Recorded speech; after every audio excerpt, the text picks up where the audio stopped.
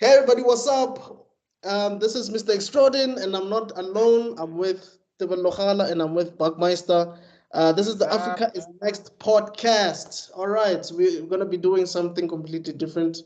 By that, I mean we're going to be touching on a new series, which is Bleach. Bleach was created by Tite Kubo, and the anime, I believe, was released in the early 2000s. I think 2005, somewhere there. Yeah, the first season has that 2005 era animation thing going on, so that sounds about right. Right.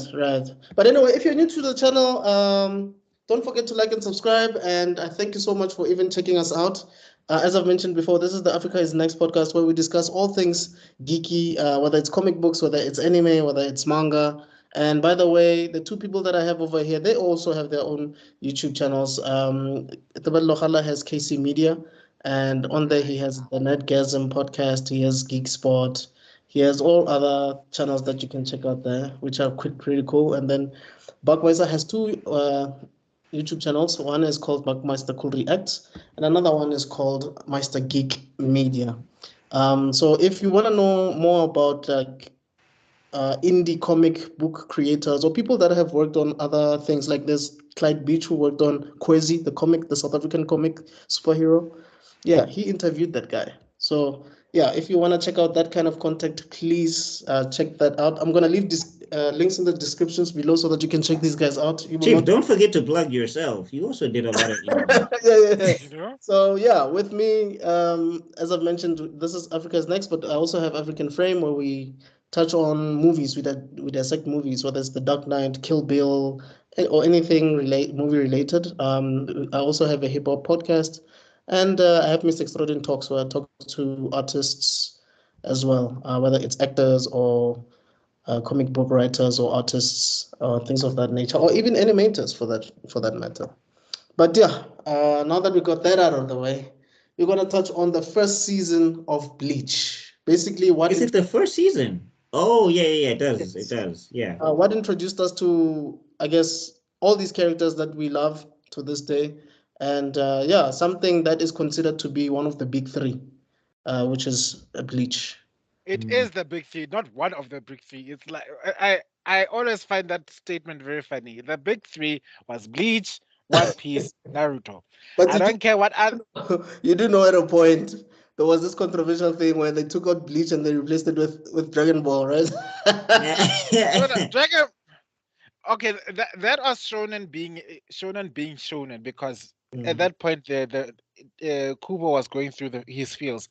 We all get that, but the big three came after Dragon Ball because it was Dragon Ball, the forefather of them all, and then we had One Piece, Naruto, Bleach.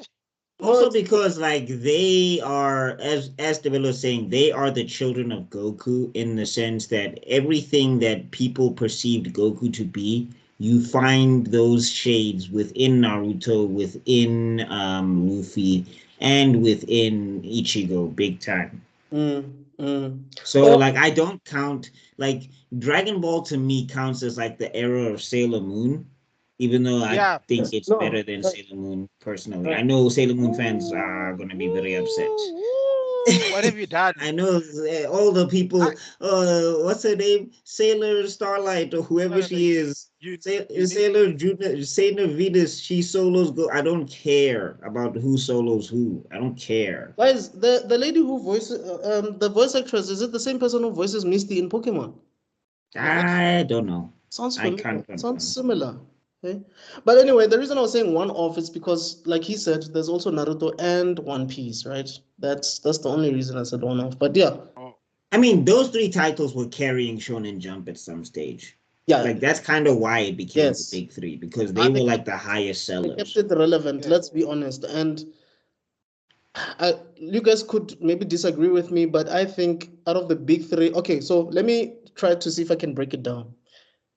Bleach has the best art, right? One Piece clearly has the best story, not according to me, but just according to how it's perceived, right? I don't know. That's also up for debate simply because One Piece also is very formulaic. Right. Like it's very easy to see. I mean, again, it's amazing that it has 1,000 chapters, and like the way Oda references characters from episode 2 that you didn't even think about, and then you go, oh my god, if I go back to episode 2, that's when this character was first introduced, yada yada yada.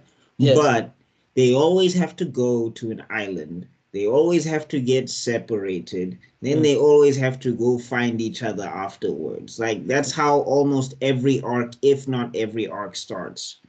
Okay, maybe let me say then it's the highest selling manga. It's the highest selling, but I'm saying people say it's the best story. I get where they're coming from, but there is issues with it. It's not perfect. So perfect. Yeah. Thank you for trying to be polite and tactful. Let me I'll put it into simple context. One Piece fans and Soapy fans, same what's up. If you like, okay, I'm if you safe like from One Sailor Moon Piece, fans because they're all coming for him. do not go after your moms after they've been watching The Bold and the Beautiful for 500 years. You guys are the exact same people. I mean, even the references from episode 2, you see it. You see foreshadowing in all these soapies. But like One Piece, the characters change. Come on. My grandmother used to be my nanny back then, but she couldn't tell me she was my nanny when I was a kid. So she used to be she used to pretend she was my nanny, but she was also my grandmother.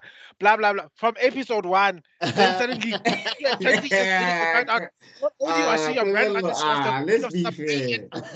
Let's be fair, same what's up. Let's be fair.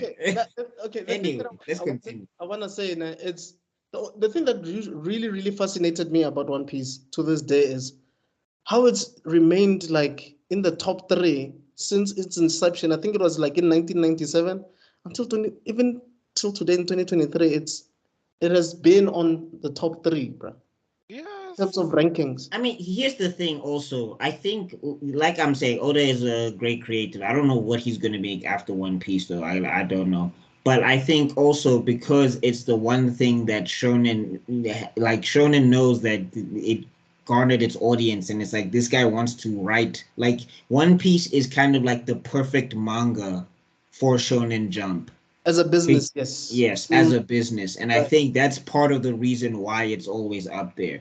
Because Oda refuses, like, they're not like Ichigo became Master of Soul Reaping or whatever. Naruto became the Hokage. It's just like everyone else is done, but Luffy is still going. Still looking for the One Piece. Like, yo, dog, you've been looking for the One Piece. The question you should ask ourselves is he actually looking for the One Piece at this point in time? All I'm just seeing is someone going with destroy the government. This is tired right now. You see, this for me is similar to that whole Kakashi face reveal thing. It's like this One Piece, it better be worth it. Imagine people watching this thing for like 1,000 episodes, and only to find out that the One Piece is like this. I'm gonna tell you what right the friends now. You made along the way. Theory, it's about the power of friendship. That's what's gonna happen. Oh no! Oh, that whole thing that the journey is more important than the destination. Yeah. Come on. But anyway, Getting back to this manga. I just want to say, and if I'm right, I'm going to milk this till the day I die. Pieces is a pirate term. You know, there's a term called like 1 piece of 8. Pieces of 8 are basically like a piece of $1. So they used to a term of currency. So One Piece, if it ends up being true to what the pirate terminology is, they're gonna find it's going to be some bastard or coin or part of a coin, and then people are going to lose that shit because that's that's 1 piece of 8 is. Well, I mean, he still becomes the pirate king, I guess. So that's what counts, I guess. Who knows? This point is, who's going to stop him? I mean, I've seen the Gear 5 fight. Yeah, I finally got over the how goofy it looked and actually watched the fight from beginning to end. Wow. Yeah, I can see what people were like going crazy about, because it does have a nice build up. So after this fight, what else does he? Oda will find a way. Oda is like the king my thing is everybody's arc gonna be resolved before Luffy finds the One Piece? Is Zoro gonna be the greatest swordsman? You know what I'm saying? Like, how's that gonna work? Well, I mean, he still has to fight some of I forget, like some of those dudes of the government also have swords. So until Zoro beats them, he can't be the best. They still have to actually go to explore the Grand Blue, because I don't think they've explored the Grand Blue. So that's going to be the thing for Sanji. Nami, I think, has reached what she's supposed to reach. Yeah. Chopper, I think, also has resolved his arc. I don't think he has an arc to go on anymore. What was his arc anyway? Isn't he like a doctor or something? Yeah, to be the best doctor is basically his thing or whatever. And the one I guess who has to go on an arc still is Usopp, from what I know. But didn't he like get all buff now? He's not a coward anymore. He's still no. You like clearly have not caught up, sir. So never mind. No. Okay. Hence, the Bold and the Beautiful shonen style. Fight No, me One Piece first, but he looked completely like, I don't know, after a certain time skip, he like buffed up. I was like, oh flip, that's also. But anyway, story for another day. Yeah, that's a story for another. I don't think we'll ever cover One Piece on this podcast. I need to make a disclaimer. Like, I'm not saying I hate One Piece. I'm just saying I'm calling it what it is. It's a soapy. Don't hate the soapy lovers if you love One Piece. If you love One Piece, respect all your aunties and abuelas and magogos who used to watch Generations, Movango, Isidingo, Generations, the Days of Our Lives, The Young and the Restless, you name them. You see the way they were religiously watching it, that's you. And you're in the same WhatsApp group, embrace your family. That's all I'm saying. Let's go to the hate mail we're gonna get from this thing. What? Anyway, so yeah, you know where my at is. There you go. Find me. Go say. No. Bring it out. They don't know. One of my favorite heroes is Sephiroth. I want chaos. I want to bring the mimetic legacy. Don't worry. I just wanted to say that just to give people a bit of trivia. So Ted Kubo was working on a manga called Zombie Powder. He had released a few volumes of that, and unfortunately didn't perform well. And he was discouraged because he was working on other things beforehand, and they just didn't. Is Zombie Powder good? I didn't finish it. I think I only read like the first volume, but it was not bad. Oh, I want. Is it done? Like, I don't want to read something that I like and then it has an unsatisfactory ending. Before he did Bleach, I think he finished it off, because I think when you get cancelled, you have to finish the story, right? Whether you like it or not. No, some manga have just gone off. Some manga there's just no, like, there was this one that I really liked that was called Breaker Waves. It was like a martial arts manga. And it was having a good build up, and then apparently it was not selling. So then the last episode just ends with "I'll see you next time," and then there's never a next time. Oh, I really don't know how Zombie Powder ends. I don't know. Maybe I'll check it out one day, because I like Kubo's style a lot. It's a very good looking style. So he got a letter from Akira Toriyama where he encouraged him. I think he gave him some advice, and then Bleach was born, and here we are. So Akira, you can be a hero in real life, but you can't make Goku a hero. What's happening?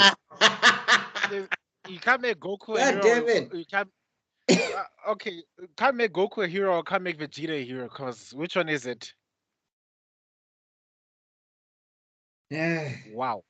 Yeah, he's such a frustrating person to be a fan of, because, like, you see what the power of inspiration did. You birthed one of the greatest, debatable, but still impactful mangas and animes in the history of anime land, but you don't realize why people want Goku to be a hero. God damn it. Not you saying anime land. One thing I've also noticed about the children of Akira, I'll just call them that, is they saw everything that didn't work in Dragon Ball and they tried to avoid it. Well, except maybe for Masashi Kishimoto turning Yamcha into Kiba, I think. But that's pretty much it. Kiba never gets embarrassed. At least that never happens. Didn't he smell like Naruto's fart? Yeah, but I'm saying that there's that, and then there's getting bodied by a Cyberman. Yeah, and then never recovering, and then also losing your girlfriend to the alien that killed you. That's my point though, that they basically saw that, okay, this is not gonna work. We're not gonna do this. We're gonna do that. I think the one who did it the best was Oda, personally, if we're talking objective story-wise, because he found a way to balance everyone in the crew and make everyone in the crew effective. Yeah. Instead of having like a Goku centered, he's the only one that gets major action scenes type thing. Also because you can see each character has their own nuances. One is a swordsman, one will punch you to death, one will kick you to death. Yeah, so the navigator. It's like all important. It doesn't mean you have to punch and kick to be the most important character. Like, not a navigator, you guys don't know where you're going. But I mean, to Kubo's credit as well, he does balance people pretty well in Bleach from what I'm seeing so far. I mean, I finished Bleach before, but I haven't read everything. We'll get to that. It starts off. You see the thing. You think we get to. Let me stop stuttering. The thing you get to see with Bleach is that it has a very solid foundation. Each character has got its own nuance and own set of potential. Yes. And then when it gets going, then it falls into the Dragon Ball Z trap. But we'll talk about that later. But right now, and to be honest, sorry to cut you off. It seems like he relied on the Gotei 13 to keep the story relevant or to keep it interesting. If the Gotei 13 didn't exist. Well, we'll get to the Gotei when we get to the Gotei. Let's stick with season 1. I don't think it necessarily fell in the Dragon Ball Z trap, and I'll tell you why. Well, especially for this first season. This first season it didn't. It was good. Sorry to cut you off. I just wanted to say that. Yeah. Like I said, this was a solid foundation. It was perfect. In terms of each character has its own. I mean, there is Dragon Ball Z shades in this thing. All right, so let's get to that first episode. So we open with the first episode, and Ichigo can see ghosts, and he's beating up some guys because they're troubling a ghost or whatever. Yeah. And it's just like, first off, talk about that kick. And it's about 15. That's another thing that I actually appreciate about Ichigo this time around. He's actually a pretty funny character. Like, I know people look at Luffy and they laugh at Luffy pretty hard and all of that stuff. And even Naruto is very funny from time to time. But Ichigo has like a pretty solid foundation in terms of humor. He actually got quite a few chuckles out of me, especially when he was beating up the bad guy, beating up these dudes, and he's just stomping that one dude in the face, and he's just like, then you have to fix that thing. You have to fix it when you broke it or whatever. And it's just like, he doesn't even know. This guy doesn't even know what he's getting stomped out for. He can't even see why Ichigo is mad. So it's just like, I got my ass kicked by a crazy kid. a crazy redhead. Yeah. I think the difference between Ichigo and the other two main characters of the big three is that he's not goofy. He is funny, but he's not goofy. If that makes sense. Yeah, I can see that. He like, never. You don't think Ichigo is an idiot like Goofy? Yeah, no. Yeah, he's a student. No, he does do things where I'm just like, hey, why? But like he's quicker to get his head in the game than the other two. Like Luffy. Okay. Luffy for me is like, he's a person where if he knows he's fine, he'll goof off and goof around if he knows he's okay. Yes. Whereas Naruto is the person where he'll just run in head first, it doesn't matter anyway. Whereas like Ichigo is a dude where he'll go off half-cocked first, but as soon as he gets knocked on his ass, he gets his head back into gear and he's like, okay, let me actually see what the hell I'm doing. Okay. And to your point, that's like the angst you'd expect from a 15-year-old kid. Yeah. Yeah. He's not mature enough to see the situation for what it is. Right. But when he gets in trouble, he has a situational awareness, and also he's got, quote unquote, his training to kick back to and say, "Oh wait, I'm in trouble now. Let me get this thing sorted out." Which Naruto, for a kid growing up in a literal war zone, I'm surprised he's that stupid. I'm not. He had no teachers. Yeah, Bro but failed. He literally went to school. No, he failed it. He failed the academy how many times? He failed the entrance exam how many times? Also, the teachers didn't like him. Like Iruka was not helping him until like he was being chased down for being a demon fox. It actually makes sense because this is someone who wants attention, who needs validation, who doesn't have parents. So his behavior sort of makes sense because, okay, look, today I'm gonna go paint the Hokages, the Mount Rushmore of Hokages. Tomorrow I'm gonna do sexy jutsu in class. The next day so it's like this guy always needs constant attention, not just because he's not getting it at home, and the third doesn't really care. So we gotta do Naruto. We have to do Naruto because the third is the worst Hokage. I don't care what people. I don't care what the third apologists have got to say. He is the worst with extra O's. No, I cannot forgive him. I cannot. We'll talk about it. We'll talk about it. Anyway, but getting back to this, one thing I want to ask you guys. You know how what's this? We'll talk about it more when we do get to the arc. But one thing I'm noticing is that Ichigo's dad is constantly attacking Ichigo, right? And like, my son knows these moves, etc., etc. Do you think that Kubo was trying to subtly insert that the reason why Ichigo is so combat adept is because his secret Shinigami dad was training him throughout his entire life? Exactly. Oh, is that what it is?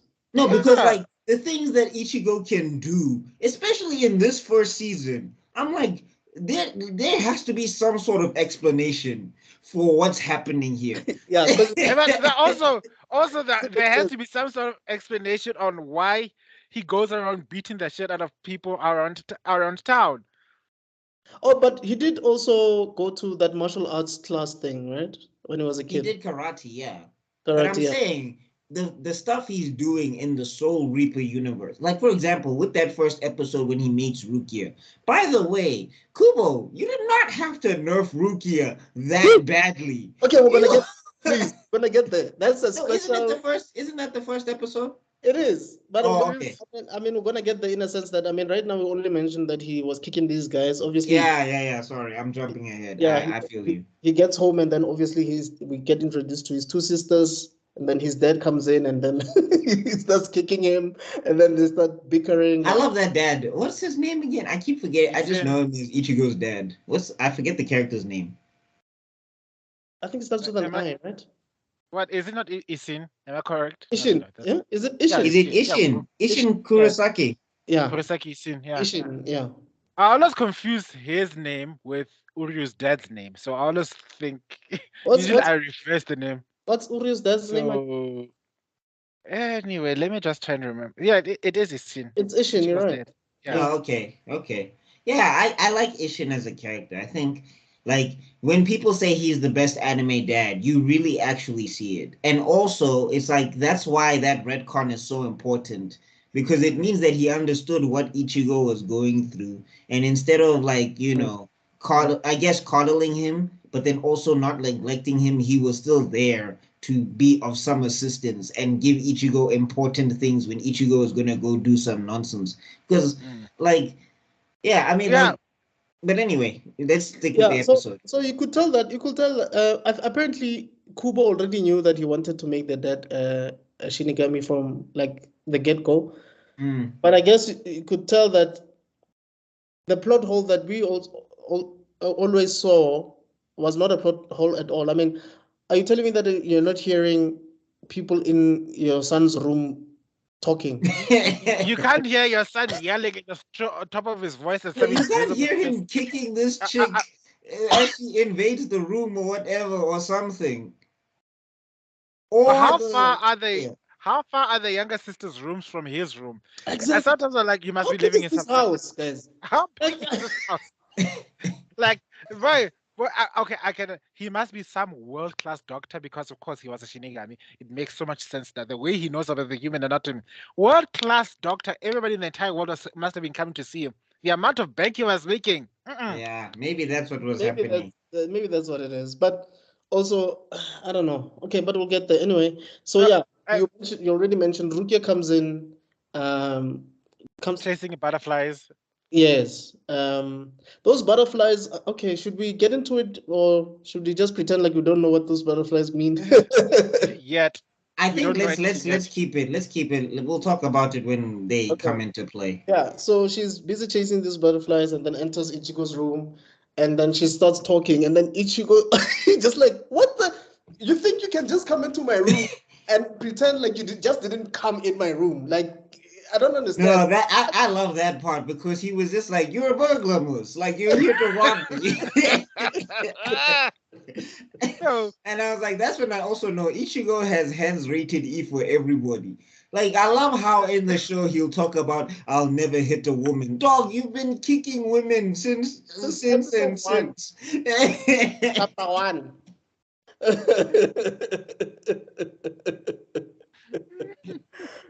Anyway, I guess it's a good thing that also he encountered Rukia, because if he had encountered Kenpachi or any other, it would have been a nightmare.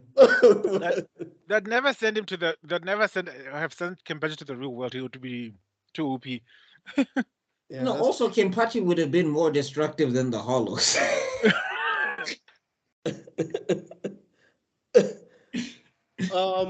Okay, so yeah, so basically we get this moment between the two characters where oh my god, Sorry. you can see. Well, I just wanted to add that the reason why Rukia was like, okay, she's like minding her own business. She's used to a world where nobody can see her in that place. Yeah. So for someone to say, who the hell are you?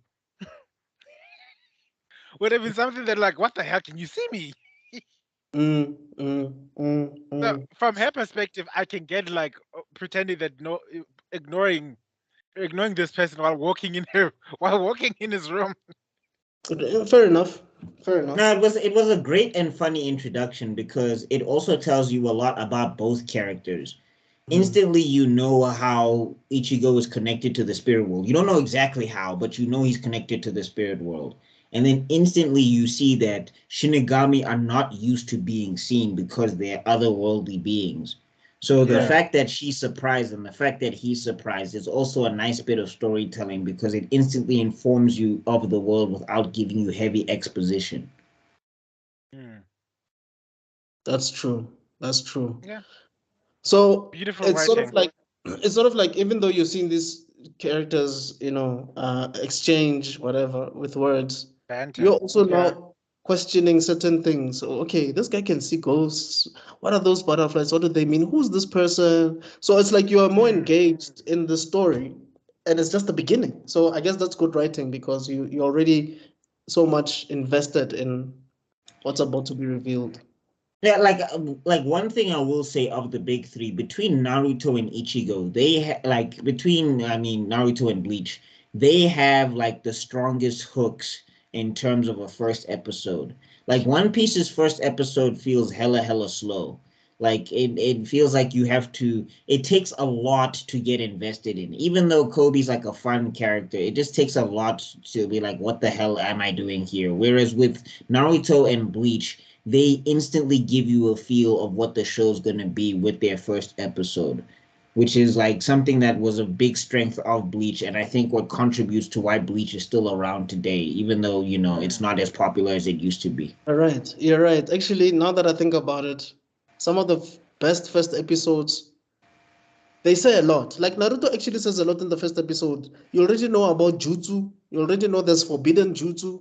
You already know, like, there's a lot happening there. Kenshin, you also know that there's this guy who's called the Himura the Batosai. You see this soft guy, you know that there's, Karu, and she has a dojo, whatever. But you see the difference between Kenshin's first episode and this one is that in Kenshin's first episode we had a bit of exposition explaining this legendary Manslayer, Batosa the Manslayer, and then we just see this normal ass wandering oaf. Yeah, with a reverse blade sword. Yes, and then what we have with Ichiko is that we don't have that exposition. Oh yeah. But he has that groundwork done so well that we already get a sense that this man can see ghosts. We are now seeing these Shinigami, death gods, basically. Right. And yes, that's what it directly translates to. Not Soul Reaper, it's a death god. Yes. I'm sure they just didn't want to say that for the Western audience. But yeah. And So what happens? I think Rukia basically introduces herself and explains that there's a hollow around and he wants to find it. Also, the hollows, those are some great designs. Like yeah, the way the hollows look, it's kind of sad that when they kind of fall off in the story, because you're just like, I would have liked to have seen how those things kind of develop and stuff, just because they had such fascinating designs in the beginning. I think you were the one that said this. I don't know if it was you who said that the power scaling of the hellos doesn't make sense. That must be Develo. Like it's only it is. convenient. It's convenient to the plot. Like it's not consistent. The power Yeah. scaling of the hellos. Well, I think the Well, power I didn't. scaling throughout Bleach I, is a thing where I'm just like, yo, you guys, yeah, because it's getting to very. yeah, I mean the thing is, what Bleach does is it does the Dragon Ball Z thing, I guess, but like maybe a little bit less consistent, which is interesting because Ichigo. We'll talk about Ichigo when we get to talk about Ichigo in the detail that I want. But I'm just saying, you get to this first episode and you see that Rukia is struggling with this because basically she says there's a hollow and the hollow's looking for people with high spiritual energies and all of that stuff. And Ichigo and his siblings apparently have high spiritual energies. So the hollow wants to eat them or whatever for their spiritual energy or whatever. Yeah. And when Rukia is fighting, Sorry. Develo, you there? Am I here? Hello. Yes, we can hear you. Just seem frozen. I just want to say before, if there's anybody, and I'm just assuming, who has no idea what a halo is, can we just get into that before we? Right. Before we jump into that, maybe you want to take this one. You guys can correct me if I'm wrong. My memory is a bit foggy here, but I believe a halo. So basically, if someone dies, right, um, the spirit has to, well, there has to be a Shinigami that basically enables them to get to what we consider heaven. To them, it's called soul society, and then hell, right? So if you don't get, if you don't go through that process, I think what happens is you become a wandering spirit, and then you eventually turn into a halo. Am I wrong? I think so. Well, I think also it's like you have to like I think you have to get attacked by other hollows, if I remember, and then you get turned into a hollow because you're a wandering spirit and you have like no attachment. Either your chains can turn you into a hollow or you can get Yes. attacked by other hollows. I And this think could that's be how it for. Am I works. back? We can hear you again, but you're Can hear still you, a can't see little bit you. frozen. Hello. We can't see you. We can hear you, but we can't see you.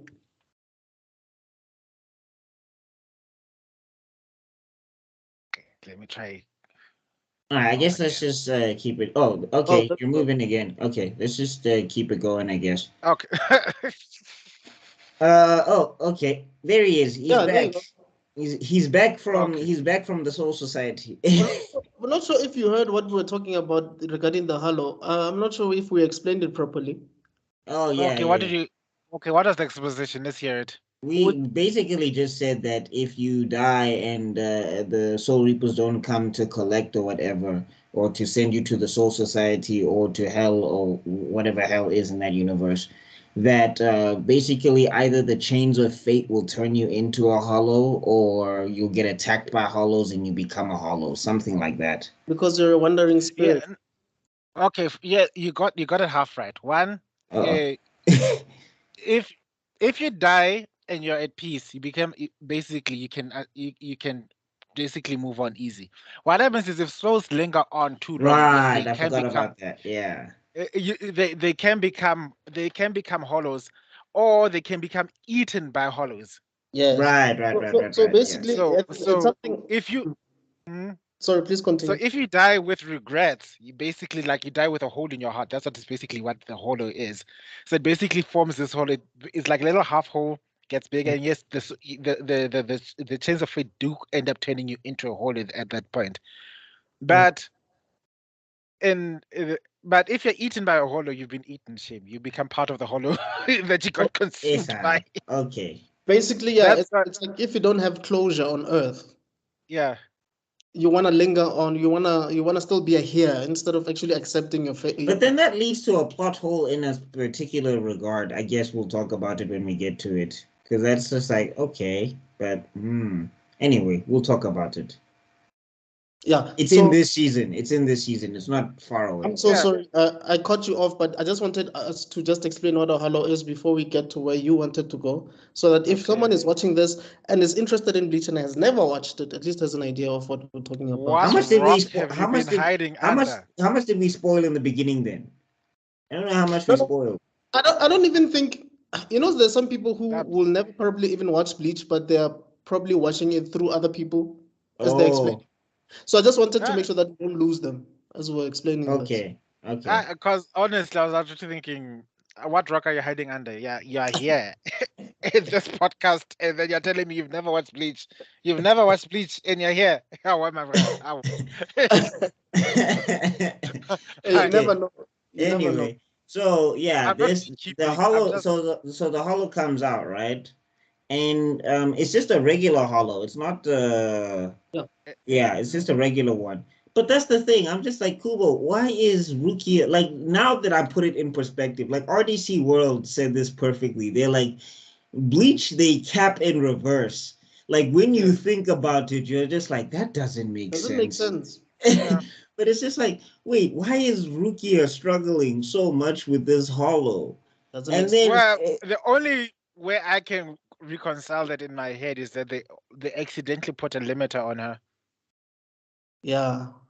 Because maybe it was a thing of her not being accepted by the Kuchikis or something, maybe. Or even worse, I'm gonna, to risk spoiling season 3 onwards, it was all part of somebody's plan. We're not gonna say his name. But yeah, so basically what happens is Soul Reapers or Death Gods or Shinigami, when they come to Earth to protect Earthlings. To keep the balance, rather. Yes. What happens is their power becomes a bit limited. They're not of a certain level of strength. It has to be specifically, you see, you're gonna go into tier levels in which you're not supposed to go because this is season 1. But once you're of a certain level of strength, you get a limiter imposed on you whenever you go into there. Oh, because then your energy can start affecting the plane of the Earth or whatever. Oh, yeah. Okay. That's why they can never send a captain to go handle like a hollow or whatever. They can, but he needs to be restricted. Yes. Yeah, he's right because Ishin, but yeah. Yeah. So basically Ichigo's sister gets what? Do we call it kidnapped by the Hello? Yeah, we can say that. I mean, she is a kid and she does get napped, so. And which makes you think. But I don't understand why the anime did this, but in the manga, the more passive sister, the sweeter sister, is the one that gets captured, not the other one. But in the anime, the one who gets captured is the tomboyish one. Well, I think the thing is that because they wanted to make the switch, because the tomboyish one, she can see sort of spiritual things going on. They both can to some sort of degree, but she's better than the little sister. So I guess they wanted to kind of emphasize the terror of the hollow because they wanted her to react to the hollow. Which brings me to my next question. Are those two girls twins, or is the one specifically older than the other? No, I think the one is specifically older than the other. Really? I think they had them in threes because I think the gaps are not big. Remember, like Ichigo is like an anime teenager. It's the same way, like if you go to JoJo, it's the same way if you go to JoJo and they tell you that Jotaro is 16 and you're just like, there is no way. This guy's 25. Yeah. No. What's his pose? What's his pose? Yeah. Oh, Jotaro. We should probably also cover JoJo one day. Yeah, I'd like to cover JoJo one guys, day. that we haven't. You know what? We can talk about this offline, but maybe we might have to start recording more than one video a week so that we can cover all these other things. But then, But like anyway, getting back to it, right? Was this like yeah, Ichigo, they need to design him to look big and burly, but if we look at the age differences between them, I'm sure it's like 1 or 2 years. I'm sure like they're 12, 13, and he's 15. Something like that is going on All there. right, it's possible because they were actually cooking, so you Yeah. can't. That would be horrible. But but again, Yeah, because they were doing housework. It was Because- evident that the one girl is like the chef of the house, the other one is like the cleaner. so it's a Goten situation where Goten is 8, Gohan is what, 16? Gohan is 17 when Goten is born, I think. Oh, okay. What? Yeah. No. No, Yeah, no, whoa, no, wait, sorry, I got that wrong. wait. Gohan is 17 when Goten is 8. Ugh. Okay. Yeah. Yeah. I was like, Okay. But wait, who's 8? Is it Goten or is it Trunks? Because Trunks is a year older. Oh, no, isn't Trunks 9? Oh yeah, Trunks Trunks is is 9. Yeah. Mm.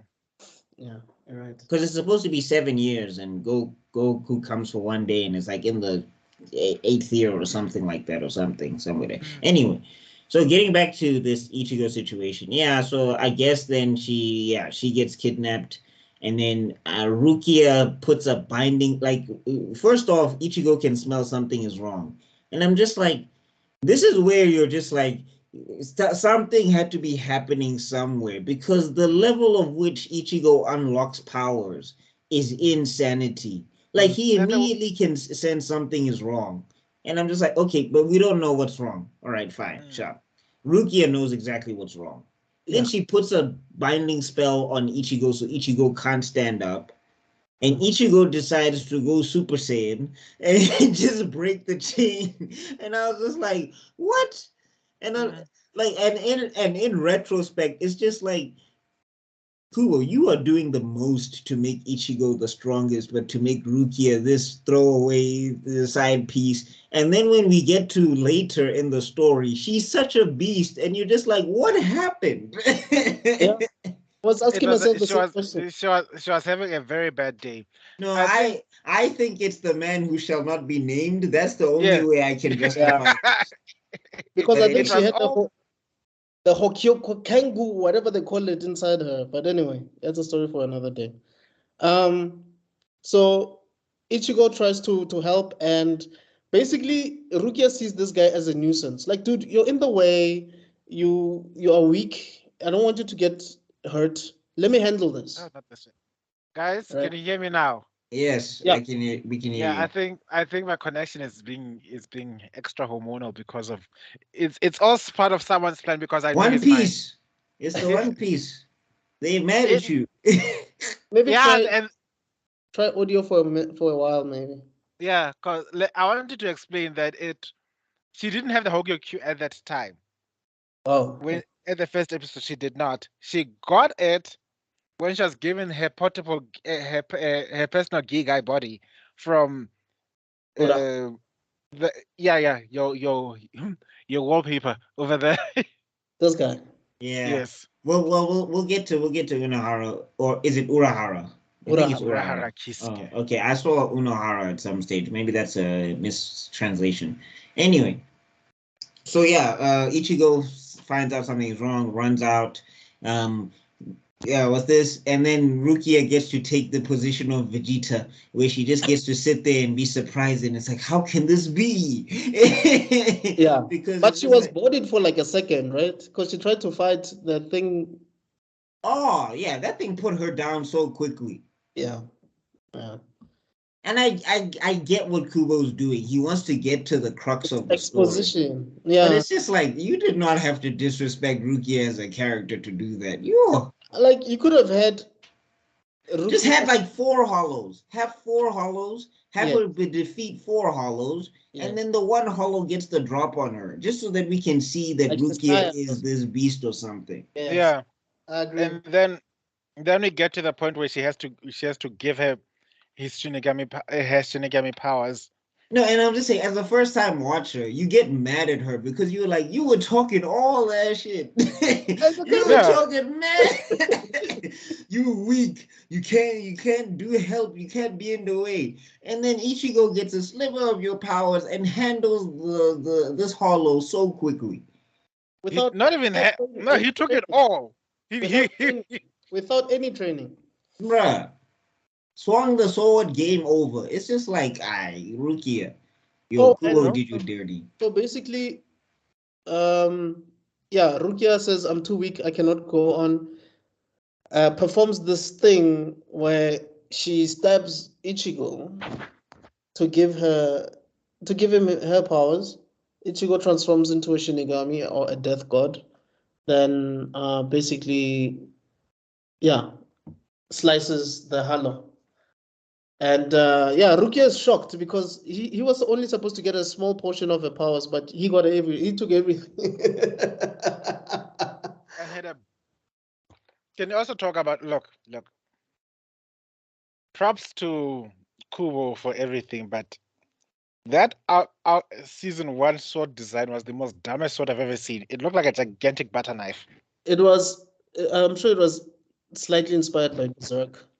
I think the thing is with Kubo's like season, like when it comes to like the Soul Society and all of that stuff, his designs for Ichigo start getting nice, Yeah, in my but opinion. but Like at that point, the other one was not great either, but it was not bad. But it was just like, dog, this looks like a kitchen knife. Yeah. So basically, yeah, that's the end of the thing of the first part of the first episode. Yes. Then the second episode, we basically getting introduced to Ichigo's other friends. Biggie. I wanted to ask you guys this question before we get into it. Who do you think is Ichigo's best friend, guys? I was gonna say Chad. I think so. No, but because the things Chad does for Ichigo, it's just like, and also the fact that he can like catch on onto Ichigo cues way quicker than anyone else. Yeah. I would like to say it's Chad. It's just that Chad is not a talker. That's why maybe sometimes we even forget that he's around. okay, yeah, no, then then I think yeah, I'll give it to you. It's Chad.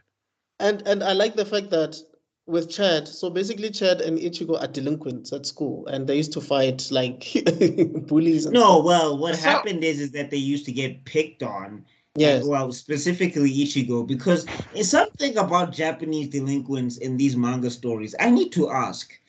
These niggas fight for anything. Yeah. It doesn't matter.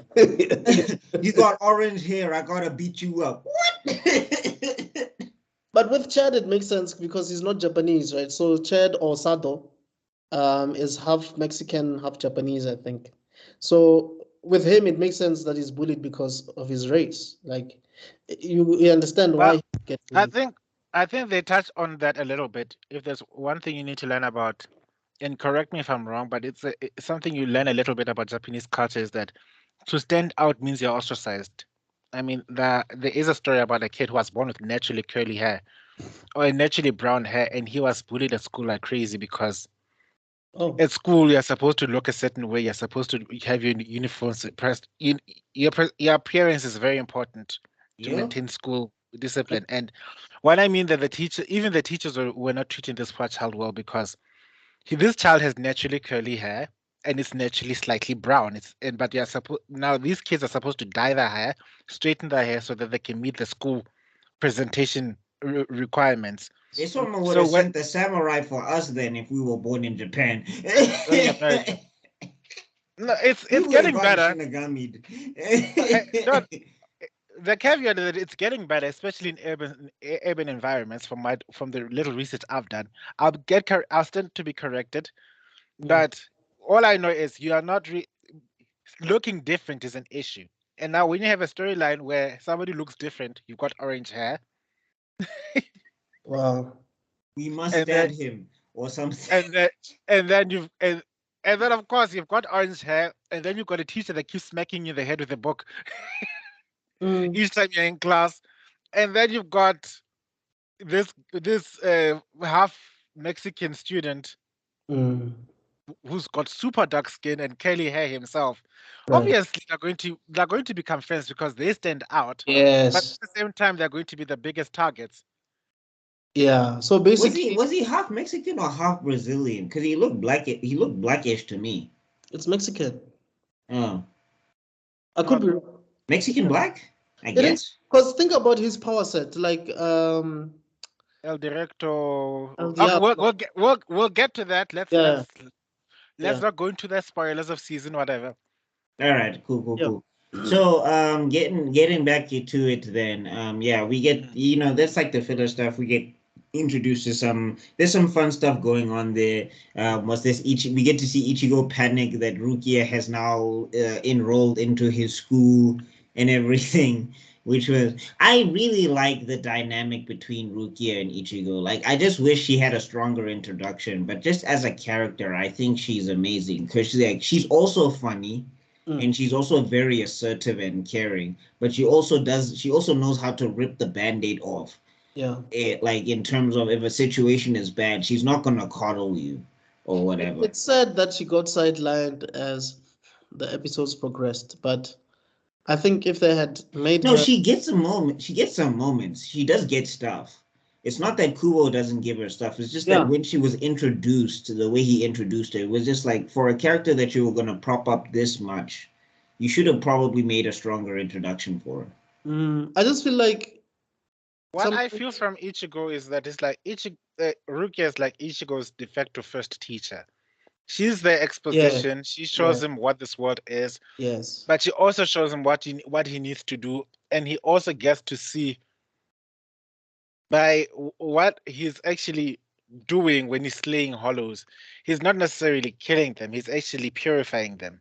Hence the term bleach, because the bleach part was basically cleansing.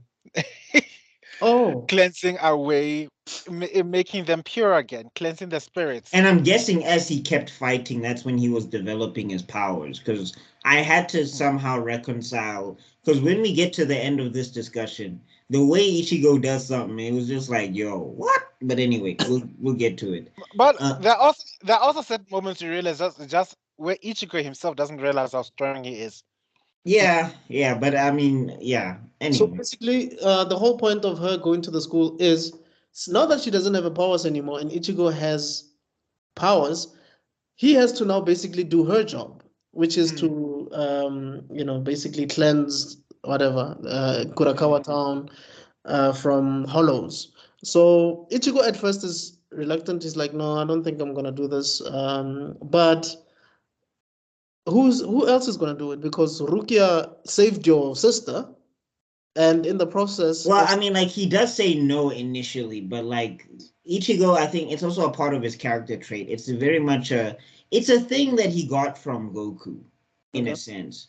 Because Goku, once he's decided he's your friend or whatever, I mean, it's the same with Luffy. Once they decide you're friends, then they're prepared to risk life and limb and destroy all of your enemies for you or whatever. I think it's a little deeper than that. With Ichigo, because it's linked to his trauma. Oh, right. Okay, so he has an instinct to help the helpless because of what happened to him. But we'll talk about that. But when he was helpless. We'll talk about that. We're not there yet. So, so I just wanted to say, going back, I just wanted to say that the reason I think that Ichigo and Chad are best friends, apart from what we've already mentioned, is that Ichigo and Chad used to fight bullies every afternoon, and no matter if one of them gets knocked out, the other one will stand remaining and try to fight these people. Sometimes they would win and whatever. But it's like once Ichigo got introduced to the spiritual realm thing where he has to now fight spirits, Chad still got himself involved in that, even though bitch, you ain't leaving me behind. Like, what? It's like, I'm no, but like Chad, the thing is with Chad is that you realize something is up with him. Because when you see some of those beatdowns, because remember, Chad's thing is he kind of just throws people around. He doesn't actually hit anybody. Like Ichigo even says that Chad is like a soft soul where he won't fight back or whatever. And it's just like, you see what these guys hit him with. Like, I think somebody hit him with a knuckle duster and he just like walked it off. And it's like, you can't just walk that off, my guy. Something is up here. Yes. We'll get to know his exposition story a little later on, because that's when you find out about his grandpa and all that crazy stuff. Yes. But that also what I like about this season that really falls on the wayside is that Hollows have a will of their own. Hollows have plans. Hollows have strategies, and And they have because of right? Well, and they do. yeah. So when you get to meet characters, so each Hollow has its own plot, whatever, and it forces our character base to also interact with them and get to know this world, the world of the light and the world of the dark. Because at that point, what all you know about Soul Society is it's a peaceful place where everybody goes there happy. Sorry, I was in the And that is the biggest pile of I was in the BS I've dark had in part my of the life. cemetery, and I just had to get some light in here. It's all good. Devel, I think you're breaking up. Am I back? Can you hear me now? Yeah. Yes. Yeah. Hello. Right. You're back. You're back. You're back. Okay. You're back. I was saying that the whole part where Rukia was saying that Soul Society, when she was busy purifying spirits and saying Soul Society is a good place. Yeah. Right. When she says it with a full chest, like, yeah, we didn't know about it that back then. All we just know is, oh, this is how people move on to the afterlife. Now when I look back, it's like, what a pile of oh my God. Well, to be fair, that's some brilliant writing from Kubo, but we'll get there when we get there. So, what's this? Now then, right? We go through some of the school stuff, and then we get to the con stuff. I mean, I don't want to spend too much time on the con stuff because that was kind of just whatever to me. Okay, so are we just going through? Okay, so we meet Urahime, who's the girl that had a crush on him since, I guess, forever, and we find out that she has a brother who passed away. So basically, their parents were abusive. Then the brother actually took Urahime away and raised her by himself because he was way older. He had a job, but unfortunately, he died. Came back as a hollow and was basically trying to still look after Orahime, but things were different now. And yeah, Orahime was struggling to, I guess, I don't know, sleep or move on or whatever. And no, I think the thing is that they had a fight on the last day before the last time she saw him. And she said something like he must go away or whatever. And that was the last time she saw him. So then he gets into the accident. Right. And then because of her regret, plus her spiritual energies that were hidden or whatever, that's why he's attracted to going back to her and all of that stuff. And he still has his brotherly instincts, but because he's a hollow, he can't tell the difference between harming her and protecting her. Right. So didn't he literally try and save her from a car accident of her own by punching her out of the way? Yeah, but like if you look at her leg, it looks like she was slashed across the leg. That's why everyone was confused. It looked like she had been attacked by something. So basically, Ichigo makes him realize that it's okay. He can leave now. Like Orahime has. No, well, she does that because Ichigo's kind of just fighting him, and also Ichigo's hesitating because he knows the story. Like that's another thing. He's a very emotional dude. So like once you have his heart or once he has your sad backstory, he can't. Like people talk about Naruto talk no jutsu. Ichigo got some talk no jutsu going on. So no. You're kind of right. Actually, it's worse because I thought it was like in reverse. Because if he gets into his own fields, it hampers his performance. But I also realize it's the reason why he does any of these things. And more often than not, he doesn't want to kill anyone. He wants to just kick your ass. That is true. That is true. But yeah, she basically, resolves that with an emotional what. Like I like Orihime. I think she's a fine character. She's leagues above Sakura. Oof, the fury I have for that woman, that character, yo. But anyway, that's true. We'll get to that. Yeah, so basically, he departs eventually. Then we get to meet Ishida Uryu, who's one of my favorite characters. Hey, Tevelo, you've been talking about Vegeta. We need to talk about Ishida. Hey, this guy. That's my guy. That's my guy. That guy. I'm sorry, Mr. Extraordinary. Ishida, upon introduction, I Yeah, must exterminate. I hate all the Shinigamis. You are a Shinigami. I'm going to put the entire town in danger to prove. For a smart character, that was the dumbest idea he ever had throughout the entire series. So he wants the whole town to be in danger just to prove a point, to give background to people. So Ishida is basically a Quincy. A Quincy is, I guess you could say, the opposite of a Shinigami. They also protect the innocent from evil spirits, but his power, so he can basically I guess use spiritual pressure or spiritual. Hello? Yeah, we can hear you. Okay, yeah, I lost you for a moment there. No, sorry, we were talking about Ishida. Like, you talk about Vegeta, you need to talk about Ishida. Ishida is an idiot. I just want to explain his power, like how he's able. So he's able to construct a bow and arrow using spiritual energy or spiritual pressure. Okay, there's a big difference. I just wanted to highlight. Yeah. Am I going to be the de facto encyclopedia in all these things? Yeah. Jeff, you are top staffer. That's why we're telling you to take care of yourself. You know all of this stuff. When are we forget? Okay. Well, Soul Society warriors, Ichigo's and them, they're the Shinigamis, right? They develop their powers from their own soul energy called Reiatsu. The Quincy, they consume the natural energy around them to form their spirit weapons called Reishi. So the bow that they use basically consumes the energy from the spiritual energy from around them, forms into a bow, and uses it to clobber the hollows or kill them with the arrows and stuff. The spirit bomb, basically. If it Yeah. has an arrow.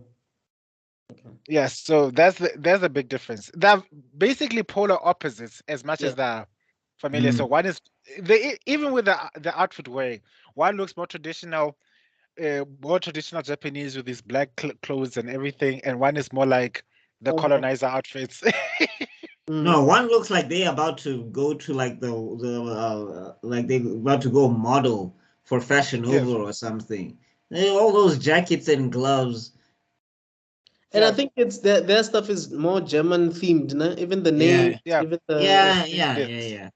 Okay. Yeah. Then we have, and then of course, then the big differentiating factor between Quincy's and Shinigamis is that Quincy's destroy the hollows. They don't purify their spirits. Yes, that's basically what led them to be at odds with each other. The one believes that we should basically eliminate all hollows, and that the other ones, they're like, no, let's rather purify. Yeah, our weapons are there to purify their spirits because they're just lost spirits. They're not evil spirits. Yes. The evil spirits. Yeah, the evil spirits end up going to hell. So. Yeah. So basically, Uryu introduces himself, tells Ichigo that he hates Shinigami, and he says, look, I mean, his beef is legitimate. I just hated the fact that he was like, we got to put the whole town in danger to prove I'm better than you. That's why Uryu is an emotional idiot who didn't listen to his dad, didn't listen to his grandfather. They're saying, guys, as much as it's unfortunate that these Shinigamis wiped it out, but they had a point. I mean, also the Shinigami were extra because they doing things as well where it's like. We learn later on that the Shinigamis work in the world of extremes. There is no middle point. That's the biggest. I mean, like Ishida's backstory. It is rough. That his grandfather was trying to make peace with the Shinigami, and the Shinigami did not come to help. And they basically watched this dude get jumped by 4 hollows and said, no, we'll wait it out. We'll wait it out. No, we also know why. We'll find out why in the second arc Yeah, but I'm just saying it is like a thing where it's like you guys are supposed to be like the protectors, step in, help. Right. Right. Even if he's a Quincy. And it's just like, yeah, you just told him that the whole thing is he can't help you because you have to stay out of the way of his job or whatever. I'm gonna pierce the veil right now, okay? I'm gonna just pierce the veil. Sorry. No, now that you know what you know about the Quincy, there is no way in hot hell so society would have helped them in the first place. They would have continued to hunt them down. Now that I get that, but I'm just saying they can't be holding moral grounds here with somebody who was like giving them an olive branch, literally, when he's supposed to be their polar opposite. Look, all I just wanted to highlight, just the big plot hole with the Thousand Blood War arc is that knowing just how strong and dangerous the Quincy are, do you think so society would have been just chilled with letting 2 of these survivors, given what Yamamoto knows about what happened with the first Quincy he fought thousands of years ago? Well, I mean, considering that there was a complete genocide and that there's no one left to actually teach the ways of the Quincy, I'm sure. Well, we'll get to that when we get to that. We'll get there. Yeah. Well, anyway, we'll just. Let me just. I hate the 1,000-year blood work, so let me not get my blood pressure up. Okay, so basically we get those are basically, you could say, the main characters of the show, and then basically we start realizing that Ichigo, whenever he transforms into Shinigami, his body basically, I guess you could say, it flops out, and it's prone to danger because it's just lying there.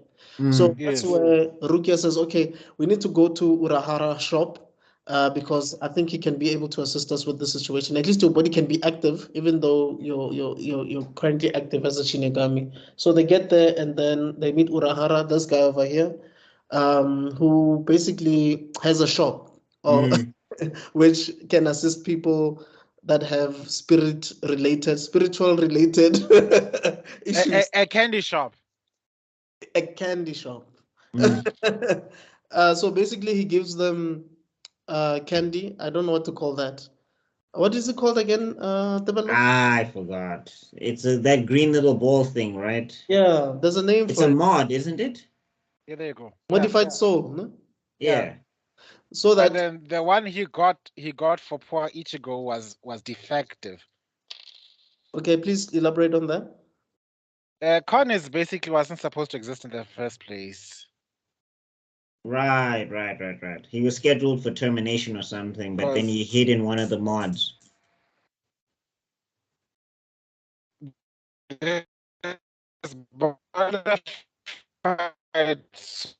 So I don't know what about. Yes, so he survived. Sorry, Tebela, can you repeat yourself? Okay, I'm back. Hello. Yes. Yeah. He who shall not be named is working hard. That bastard. Yeah. Yeah. He knows I hate him that much. Anyway, we'll get to him. I was saying that he was like an experiment gone wrong, and it was due for deletion. He somehow survived, and when they were supposed to get rid of him, Ichigo finally saw that his personality, deep down in his personality, he's actually a good person. He risked his own life to protect the kids that were the kids from the hollow that was basically going down and going to crush them. So he decides to spare this guy, even though he's the biggest pervert I've ever seen in my life. So yeah, he's on the list, but he ain't the biggest. Just okay, no, he is on the list, but he's just to back up a bit. That gum ball, whatever, that goes into the mouth of Ichigo, like his body. Basically, that's what happens. We find out that it's Kon. Kon uses that body, plays around, and stresses Ichigo, because Ichigo's like, dude, I'm busy trying to kill hollows and you're busy running around like a mad chicken. Also, it's just like, it makes you question, where are the teachers in this school? Because bro is jumping out of the windows.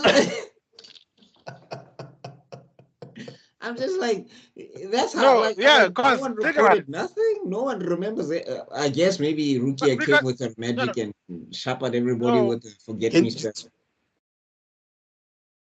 But think about it. Rukia, they can still see, but then she goes jumping out of the window like nobody's business. Exactly. No, but with me, with Rukia, I just give her the benefit of the doubt because I'm saying she's got magic that makes people forget. So I'm sure she does something and then jumps out the window. And when people can see her or can't see her, they just, they just forget. Like, side note, I want to we can skip. I feel like we can skip the hospital hollow situation with that magician guy because I was just like that feels very No, fillery. that was filler. Oh. The magician. No, he's in the manga, but he's not. He doesn't get that. He doesn't get that much panel time. I think it's one chapter and it's over, and they stretch it out for 2 episodes. Oh, I didn't know that. But you get to learn how a hollow is made, basically, because of his stupidity. Yeah. And that's the big thing that you learn from him, and his stupid technique, the golden cannonball. But then he was a knockoff of Mr. Satan a bit, in a way. Of course, even the hand action. Well, unlike Satan, though, he's not trying to be a fraud. He just ends up being a fraud on accident because he really thinks he's doing something. Whereas Satan knows that, Chief, I'm faking here. Yeah. Yeah. So anyway, this is when things get a bit interesting now because yes, we by this point we actually got used to Ichigo helping out Rukia. Ichigo having friends who also have powers. Yeah, because I also wanted to add before we get to the climax of this season. Sure. I wanted to touch on the episode where, when Ichigo was going crazy. Oh, Ichigo and Uri were going crazy and having the most dumbest plan in the history of dumb plans. Like you said, for a person who's supposed to be smart, Uri is such an idiot sometimes. Honest to God. But we also see that that's how when the guys develop the powers, because Chad, who could somewhat see these hollows, was helped by Ichigo's.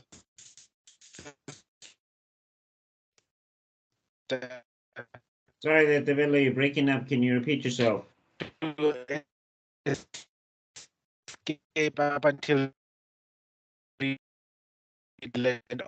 okay. Sorry, we learn about his repeat grandpa, yourself there. Who was telling him like, "You are given a whole lot of strength. Why do you see that this strength was given to you for a reason?" Oh, sorry, Develo, can you repeat yourself? Quick. Can you hear me now? Yes, you can. Don't say his name. Hello? It's going to get worse. Yeah, we can hear you. That bastard. Okay. I was saying, Chad finds out that his inner strength came from a desire to the purpose of his strength exists to protect others. That's when he develops his powers. Inoue finally steps up for herself and makes a decision not to be a damsel in distress anymore, and that's when her powers come to her. Because she watched her best friend risk life and limb to protect her from something that she can't see. She can see it, her friend can't, but her friend was trying to protect. Then, okay, after that, then we get the big climax of the big fight where you see the Menos Grande. I think you wanted to mention something about Chad, but I think you broke up. You were saying that he couldn't see spirits, but he was helped by who? By Rukia, right? No. Remember, there's the parakeet episode, which is what I want to talk about, is because the kid, apparently he died with regret, but he didn't turn into a hollow. Because remember, there was that hollow that was manipulating the whole situation. Shout out to that, because that was an interesting little dynamic with the hollow, where he's a generic villain, but he had he was a generic villain, but he had a pretty cool personality and a pretty cool power, and he had like some very nice, fun strategy things going on until Ichigo decided that he's just going to punch him in the mouth and rip out his throat or whatever. Right. It was Mortal Kombat. But was this? Yeah. Getting back to it. So Chad could always have a sense of something going on. He didn't know what it was, but protecting that parakeet, he was like running around trying to keep that parakeet safe from something he couldn't see. Yes. And also, he was having full-on beams made of metal drop from the sky on him, and he was just like, "I'm good." I'm fine. And I'm just like, "Dog, what?" But I think What is wrong with you? I think there was a moment where Rukia was actually telling him where that thing, like on your left, 1 o'clock. No, it wasn't Rukia. It was Ichigo's sister. Oh. Yeah, because like again, Chad feels something. He senses a disturbance in the force, and then he decides that okay, there's a problem here, and then he like protects because he realizes the monster is targeting Ichigo's sister, so he jumps in to protect her, and then she's like, you can't see it, and he's like, I can see some of it, and then basically he runs away, dodging to protect her. Also, another side note, I know I've got so many side notes, I'm about to write the side book, but side note, um, Orihime's attack, it's so whack. I'm sorry. That psycho tension, I reject. I rejecting. I still Uh, don't get it. Like I No, I understand the concept, but I'm just like, yo, you needed something like everyone has a cool attack in this series, or a cool sounding name for an attack or whatever. Or even when you hear the Zangpaku Zangetsu, that has like a punch to it. But that side, I reject. I'm like, oh so my god. And it's basically like I tolerate it in Japanese, but in English dub, I'm like, I cannot. Oh my gosh. so the reject those things How are can you watch rejecting. Bleach in English? Hold up, wait, whoa, can you hear me? We can hear you just fine. How can you survive Bleach in English dub? Can you please explain to me? No, I'm so sorry. Johnny Youngboss does a Yeah, he great job does. as Ichigo, Yeah. and also the voice actors for for Rukia and thingy, and for Chad, they're all fine. Like that voice acting is fine. It's the Orihime voice actor where I'm just like, yo, you sound so squeaky. I can't Okay, do this. you see, this is thing. I got overexposed to Bleach in Japanese. As soon as I listen to it in Yeah. English, my ears I struggle. I struggle as well. cringed. Like I actually fall asleep when I'm watching it in dub, which is weird because I really liked a lot of dub anime, but with Bleach I struggle. We should cover Full Metal Alchemist in the future because Oh, that's a which really good one? dub. The original. Brotherhood, obviously. We cannot do the first one. Okay. All right then. Wait, where were we? Okay, so I just wanted to say there's a character that I really like, and I just feel like she's been done dirty from the beginning. I think it's Tatsuki Maki, or Oh, she's like Tatsuki. the Videl Tatsuki, yeah. of the story. In a like she's Orihime's best friend, I think, and Yeah, but like Kubo had too many characters. Like one thing that is a problem with mangaka is that if they have too many characters going on, someone is gonna get the chop. Someone is gonna get but the I feel like chop. she was the wrong one to get the job. I mean, I feel like had her character really progressed, she could have possibly been a student of Seifon.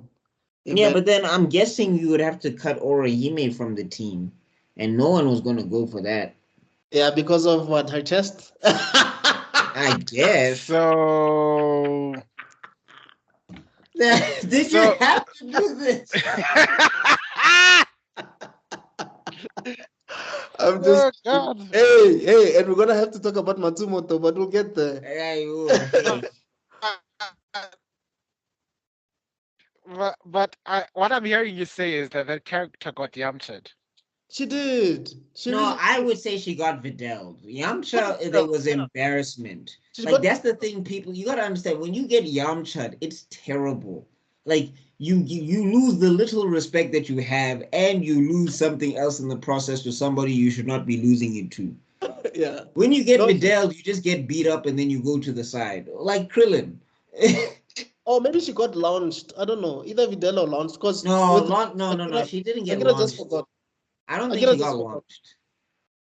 Okay, she got So Videl. she Okay. gets referenced. She gets referenced. She got like, yeah, she got Okay, Vidal. cool.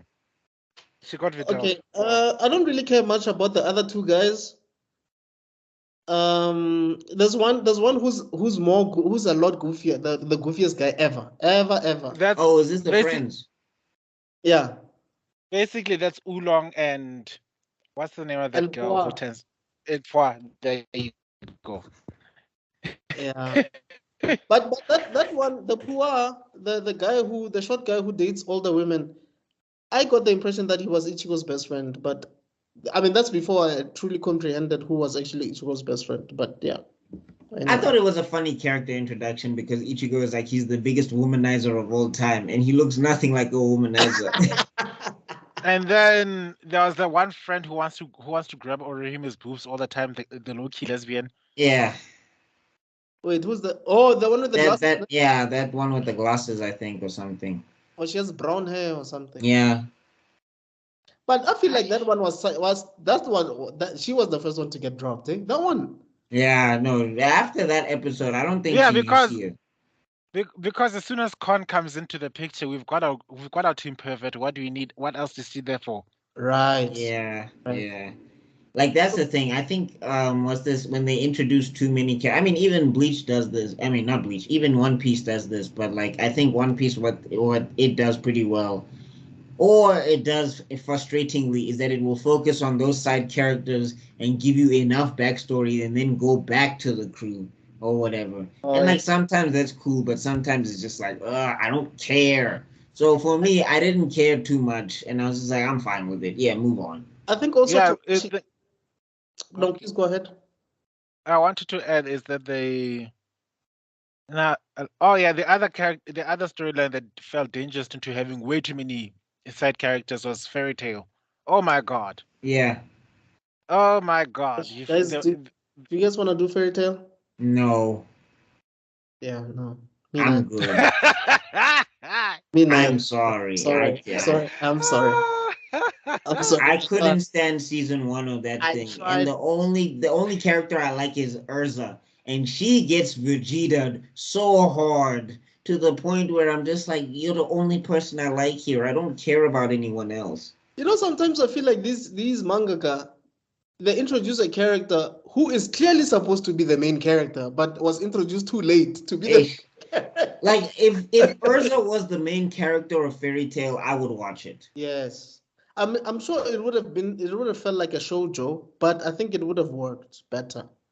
But no, I look, for the bits to the point where I've watched it, I did enjoy Fairy Tail. Like I said, I love it's a story about dragons. For the love of God, of course it's gonna have my attention. So we'll talk about it. Somewhat. And there's a character that looks exactly like Ichigo in there. Exactly, dog. Like to the T. Exactly to the T. Ichigo. No, and you want to talk about Perv City. Yo, Fairy Tail was fan service central. There's a girl that I like that looks like Maya Natsume from Tenjo Tenge. I think she's like a bartender or something.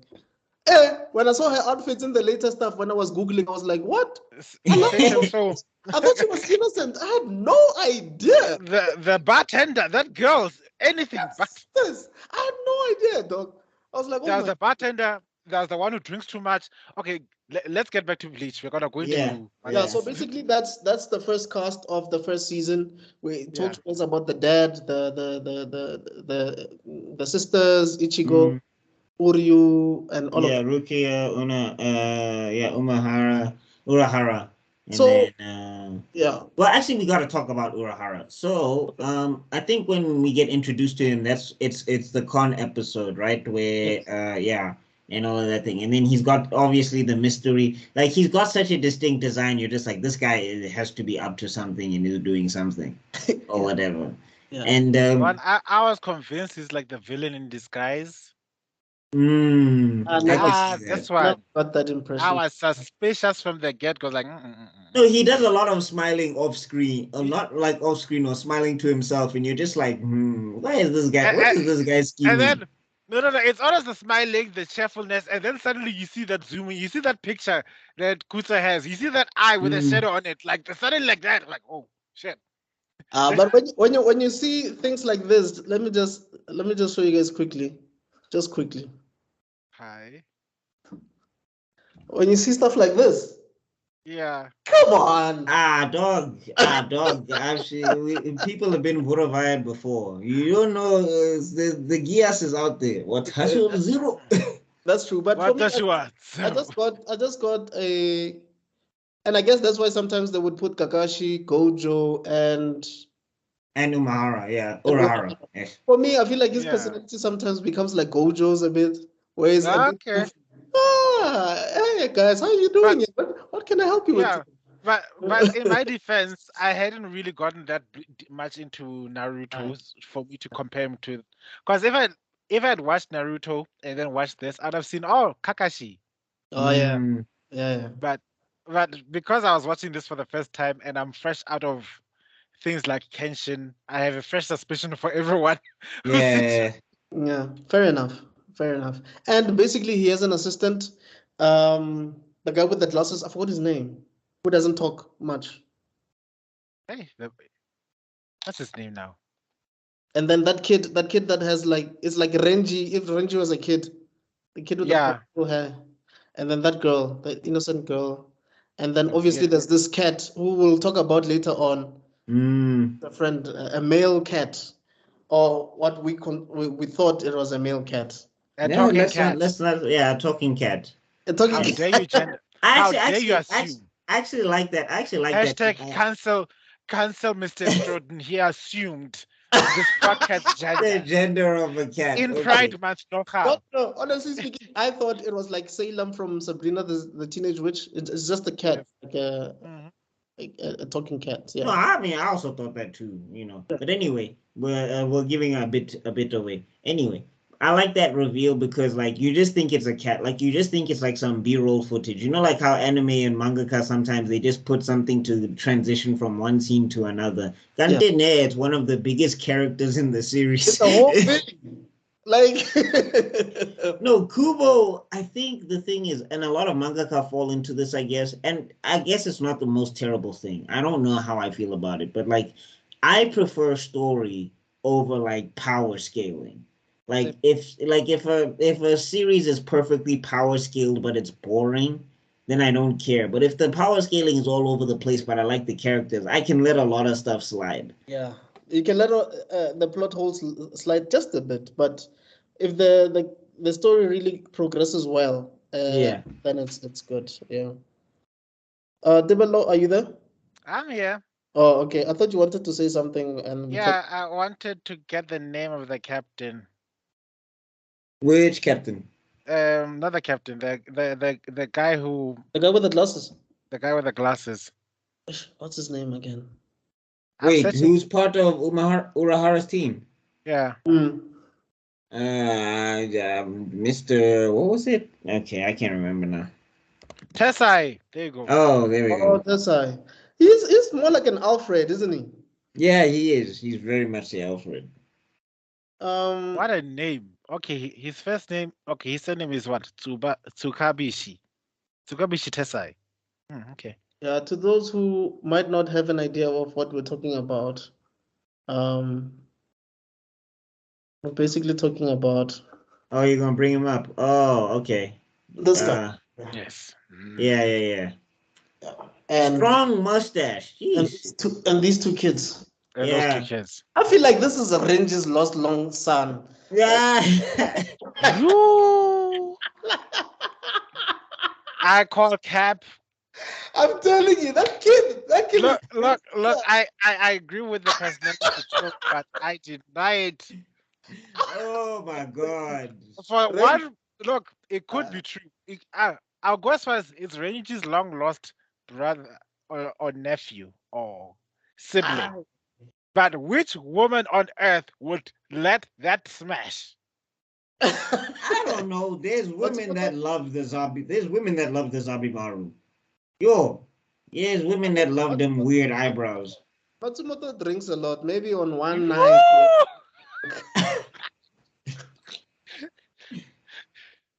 And they told Urahara, "Yo, don't say anything." Never mind the fact that Matsumoto is way older than probably like guys, Matsumoto has been holding that position for a long. I think we need to talk about that because I only discovered in the 1,000-Year Blood War arc that she actually outranked Toshiro at a point. I was like, what? Yeah, she's been in that position for her entire life. Well, anyway, we'll get to the sliding scales. So getting back to it, right? with where were we? Oh, we were getting to the end of it. We're getting to the climax of the season 1, right? Yes, Is there anything that we skipped? Oh, we skipped a big thing. We didn't talk about I mean, I guess he shows up. Does he show up later? But we didn't talk about the hollow that was responsible for Ichigo's mom. Yeah, we didn't, and that's a very important Grand Fisher. Yeah, Grand Fisher. We don't see Grand Fisher again in this season, do we? No, we don't. Wait. Oh. When was Grand Fisher really exposed in this? Was it when was it? No, so remember they have the episode where they go visit the grave. The grave site. Yeah, and then Rukia tries to confront Ichigo about what happened, and she realizes how like untactful she was talking about, which is why I'm saying like in Soul Society years, I'm guessing she's a teenager. And then also we get to see that the Serete or the Shinigami community or whatever are tracking down Rukia because they're like something is happening here. Yeah. They're like, what? She hasn't reported, or we haven't seen her. What's going on? And what's up with that masked character that came there and told to this person, go to society, figure out what's going on? Wait, please repeat that. There was that one Shinigami wearing a mask who ordered the other Shinigami with a hat to go to Earth to find out track down where Rukia is. Oh, is it? Right. I don't remember. And then again, we get to see another Shinigami where I'm just like, okay, Kubo, how are you power scaling these guys? Because Ichigo technically handles this dude. And I'm just like, I get Ichigo's a prodigy, but like I'm thinking this dude is supposed to have hundreds of years of experience. Unless the hollows were nothing. Plot armor, Baba. I'm scared by the plot. Do you see your face in the poster of this series? Whose face do you see? It's mine. So who's the protagonist? Yes, I'm the protagonist. Oh, but I feel like we still haven't really explained the whole Grand Fishers thing. We didn't, did we? Okay, yeah, just to touch on that quickly, because that's something that, I mean, I did a refresher, but it was something that stuck out in my mind. So basically, once this Ichigo and his mom were going home one night, and then Ichigo saw a lady who looked like she was about to commit suicide or whatever. So he runs after her, and then like he blacks out and he wakes up and his mother is dead on top of him or whatever. Yeah. How old was he? I think he was 7, 8? Yeah. He was a kid. He was a kid. Yeah. The kids are like, the sisters are still babies. Yeah. Yeah. No, I think they were toddlers or something. I don't think they were babies. I think they were probably infants or something, I'm thinking, right? Anyway, so getting back to it, what's this?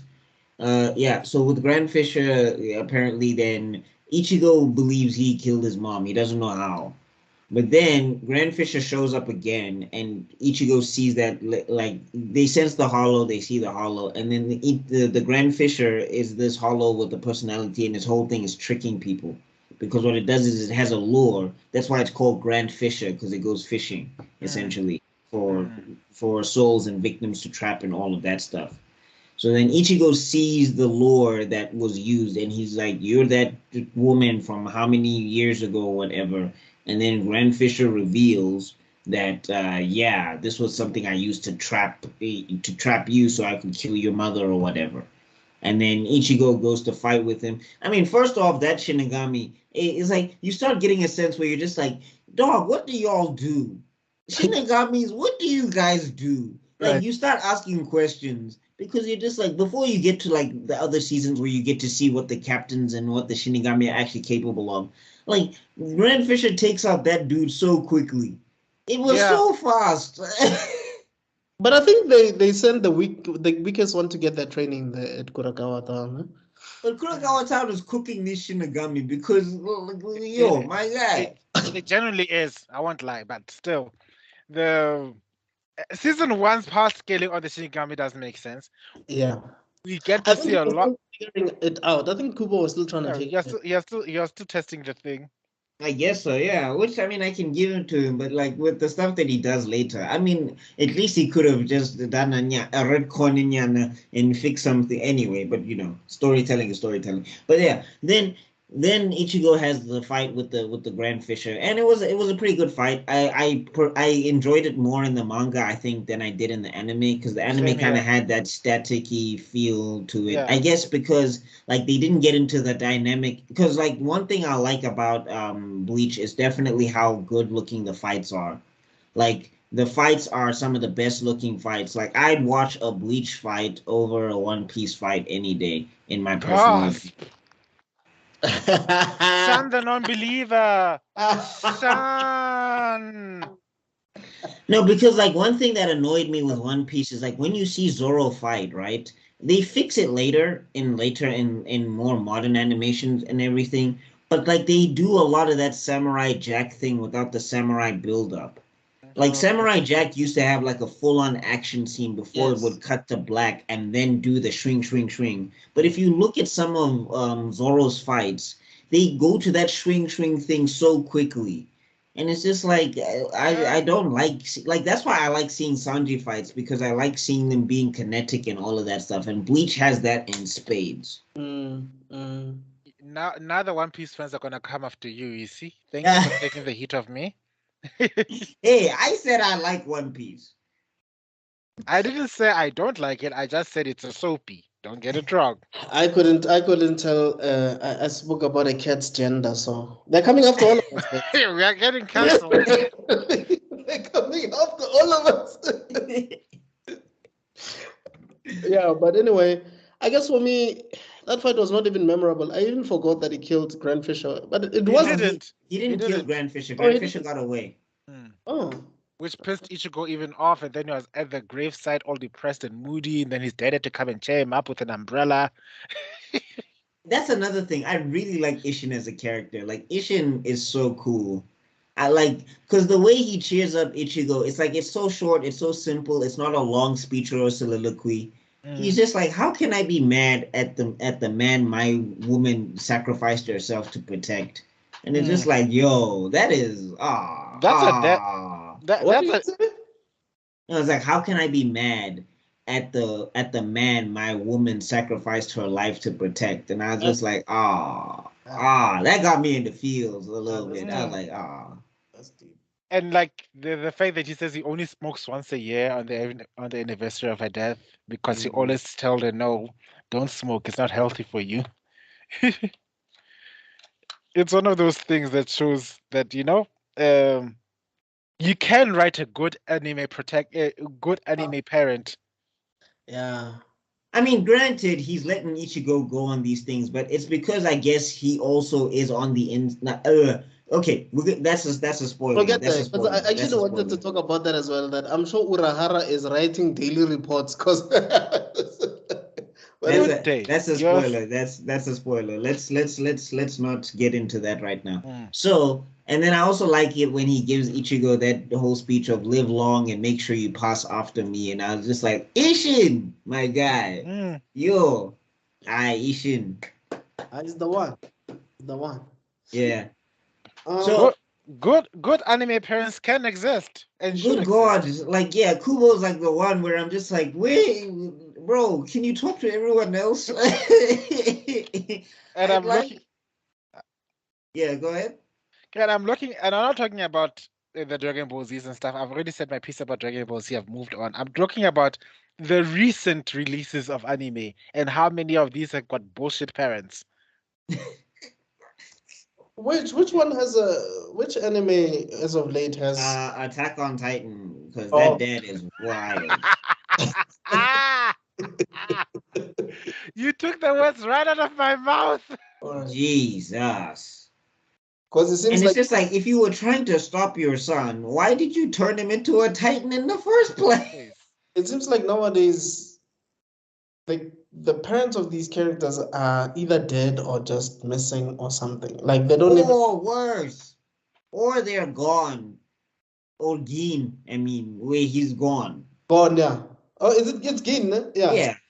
Yeah, Jin. Where you make his son chase him down and then say, it's nice talking to you, bye. It's like, my man, I became a hunter to fight. I almost died on an island fighting weird bugmen. I was chased by the Phantom Troop. I literally had an adventure where I sacrificed my body to gain an attack and destroy somebody. I beat a whole adult with a yo-yo, like, yo, and this is all you're gonna say. I was like, Leorio's the real dad. Just go get adopted by Leorio. Straight up. And funny enough, apparently Leorio is a teenager. But we'll get there one day if we talk. What is this anime logic? Anyway, yeah, getting back to it. What's this? All right, so I guess we covered everything major in the first season, and then then we have to cover the episode where they take Rukia. No. We haven't forgotten the moment Ichigo fights against the Menos Grande. Oh, right. So a Menos Grande is basically a lot of halos that merge and basically form this huge, I don't know whether to call it a halo still, but yeah, it's still a holo because it still has the holo property. I just like the way they point it out as these big badass characters. Like, oh my god, a Menos. We've heard about this in the books. Yeah, I never thought what good. But like that's where I'm like, Ura. But that's why I'm like, Urahara, bro. This is not the time to be testing Ichigo because he's just like, no, wait, Ichigo can handle it. What? He paralyzed Rukia. That's how far he went. Like, stop. That's what I was thinking. One of those moments, like, this guy's a villain. Like, why is he doing this? No, I mean, like, even like, what's this? Like, even Jiraiya, he took Naruto out, got him lunch and everything before he pushed him off a mountain. Urahara is just like, no, I'm going to let my student face the most dangerous thing he's ever faced immediately.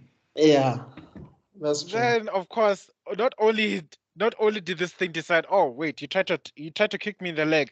I'm not going to hit you or take you with any of my hands. I'm gonna blast you with my most powerful attack. I love that moment where they're like, Ichigo, what were you thinking? And it's like, if I can chop it down, then I can get to the head. Yeah. How did he defeat it again? Did you release the Getsuga? No, so what happened? No, he didn't do any Getsuga Tensho. What happened basically is the holo blasted down with a Zero. With a blast attack of some sort. It's called a Zero. A Zero. There you go. A Zero. Yeah, and then Ichigo blocks it, and everybody's like, "What?" And I'm thinking to myself, Urahara, this is the time to step in because everybody is panicking here. But he's like, "No, Ichigo's got it apparently." And then they're just like, his energy is rising, and I'm like, "What in the Dragon Ball Z? Wait a minute." His Reds is still building. And then Ichigo basically deflects this Zero and cuts the Menos Grande so deep. Again, it looked better in the manga to me than it did in the anime. Yes. And cuts the Zero so deep, and then the Zero just decides to bounce because it's just like, yo, I didn't know that you guys could fight like that. And then I'm just thinking to myself, the Shinigami.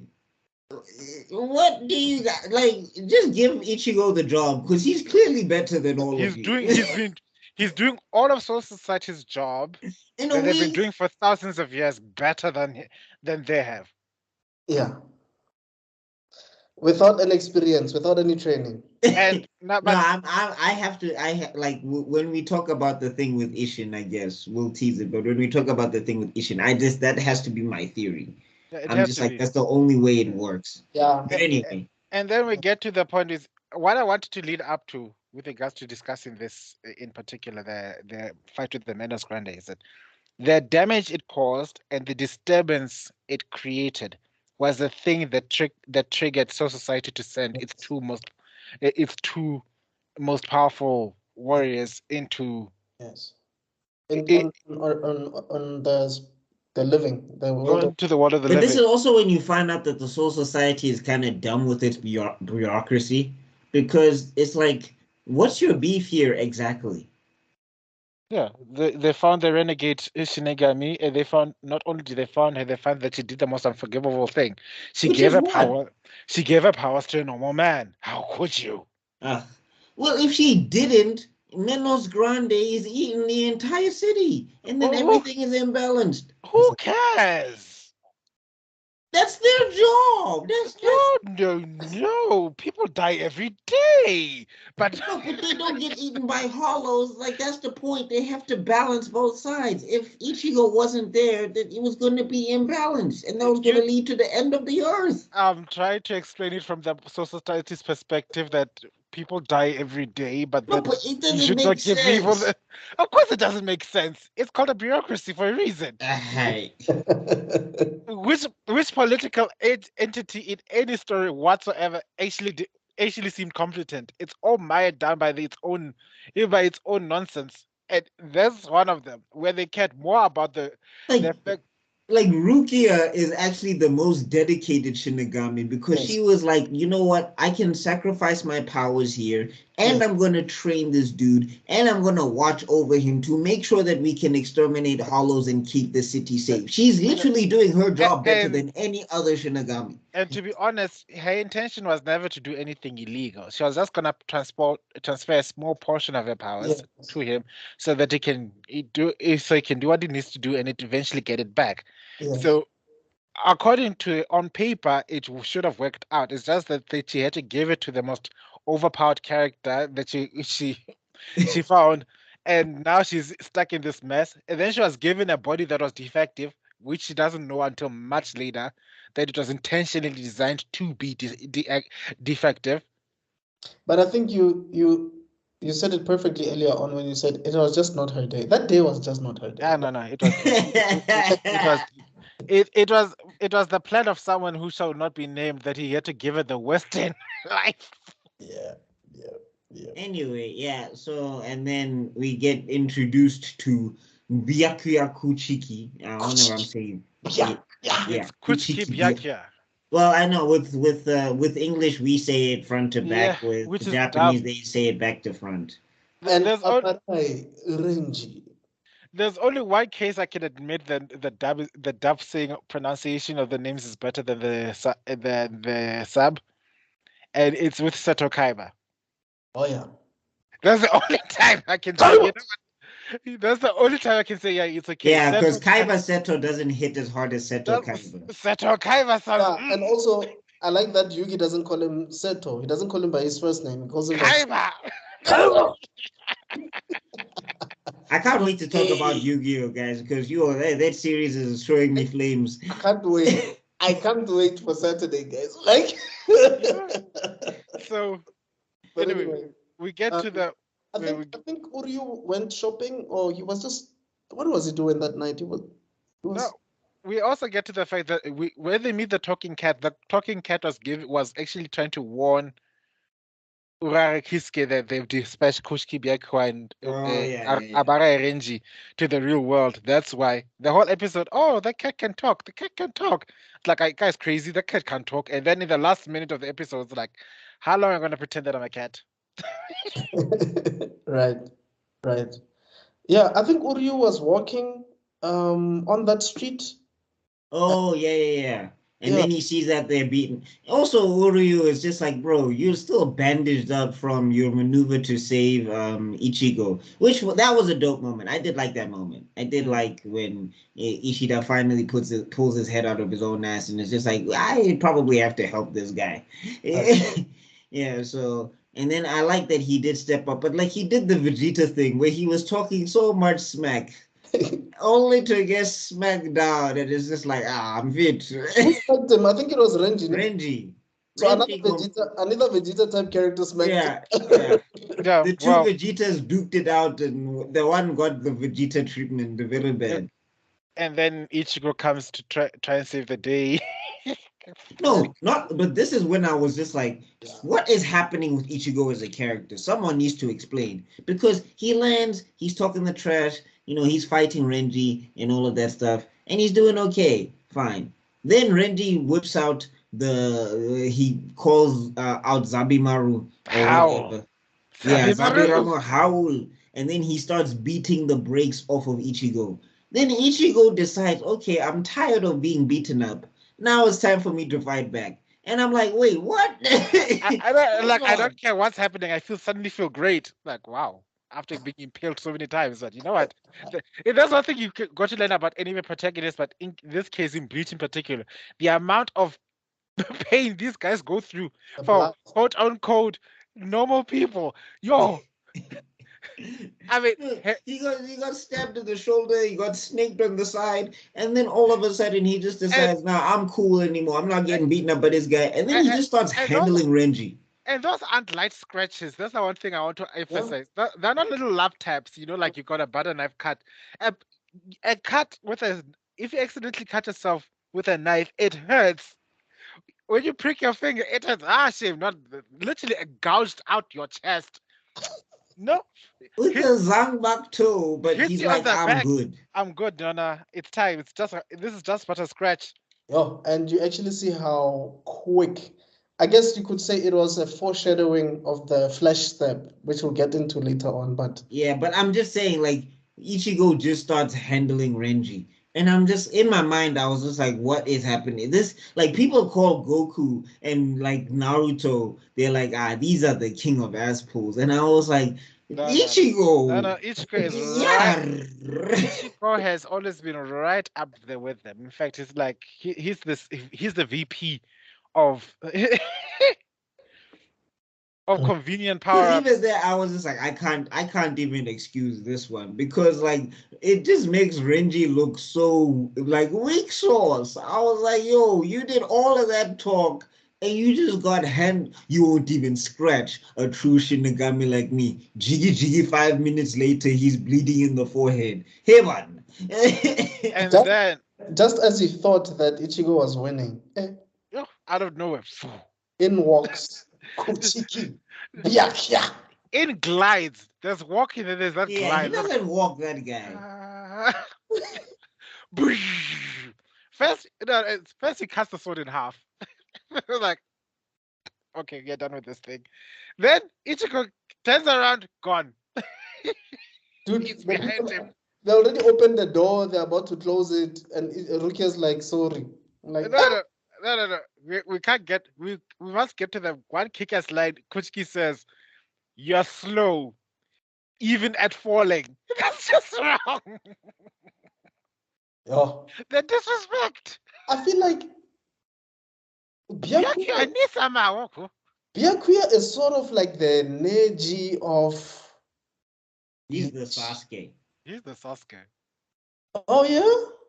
I thought Uryu was the Sasuke, but okay, I get you. No. Uryu is the Sasuke / Vegeta of the friends. Yeah, he feels very Vegeta-y to me, Uryu, because he always feels like he has a point to prove, whereas Kuchiki feels like he has to carry his clan on his back and has to maintain that standard. Right. So that's kind of why when we get to that next part, that's why that battle between him and Ichigo is pretty special. Yes. That's why I was thinking Neji, because if you remember in the Chunin exam, Naruto sort of... Yeah, I see what you're saying now. Opened his eyes, even this whole clan thing, but yeah, I do see the Sasuke thing. I didn't see it ever until you guys...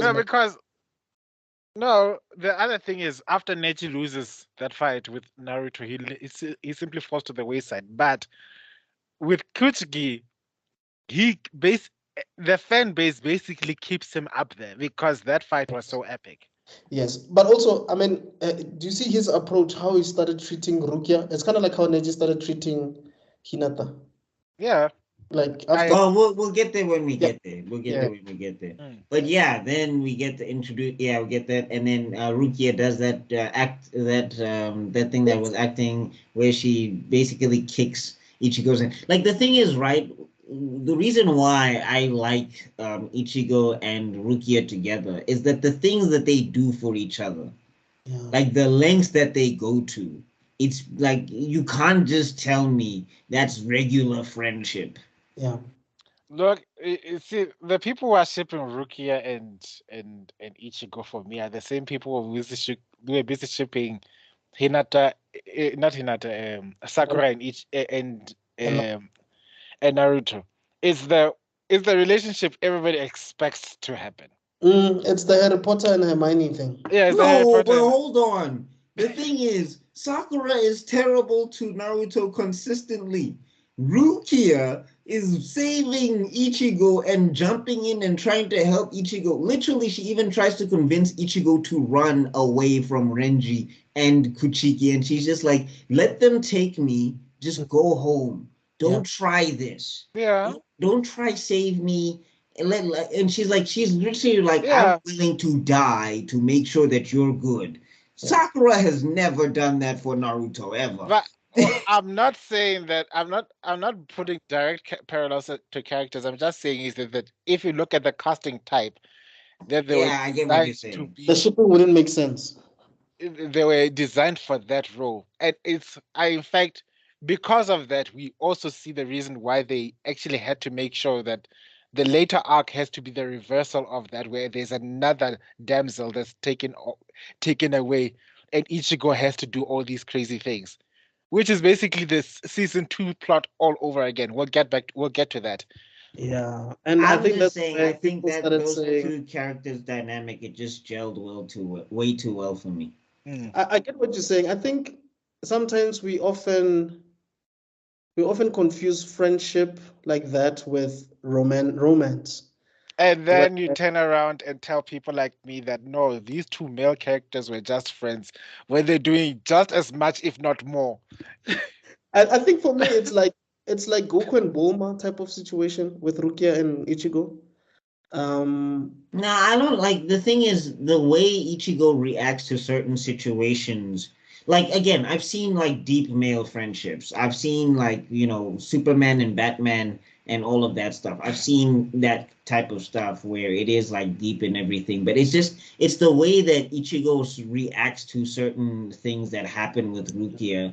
And it's also the way that he like decides to rush in straight for Rukia and disregard almost every strategy possible until he's forced to think of one. Where I'm just like, not in the beginning. It's just that the way their relationship develops over the series, and like the way they go back and forth with each other over the series, and also the way that they also have like that particular chemistry to me over the series, on top of the situations and everything. That in my mind makes them a good ship for me. Versus the way that the ships play out in the end. I understand why the writer did it. I just felt like their connectivity tissue was a lot better than other connectivity tissue.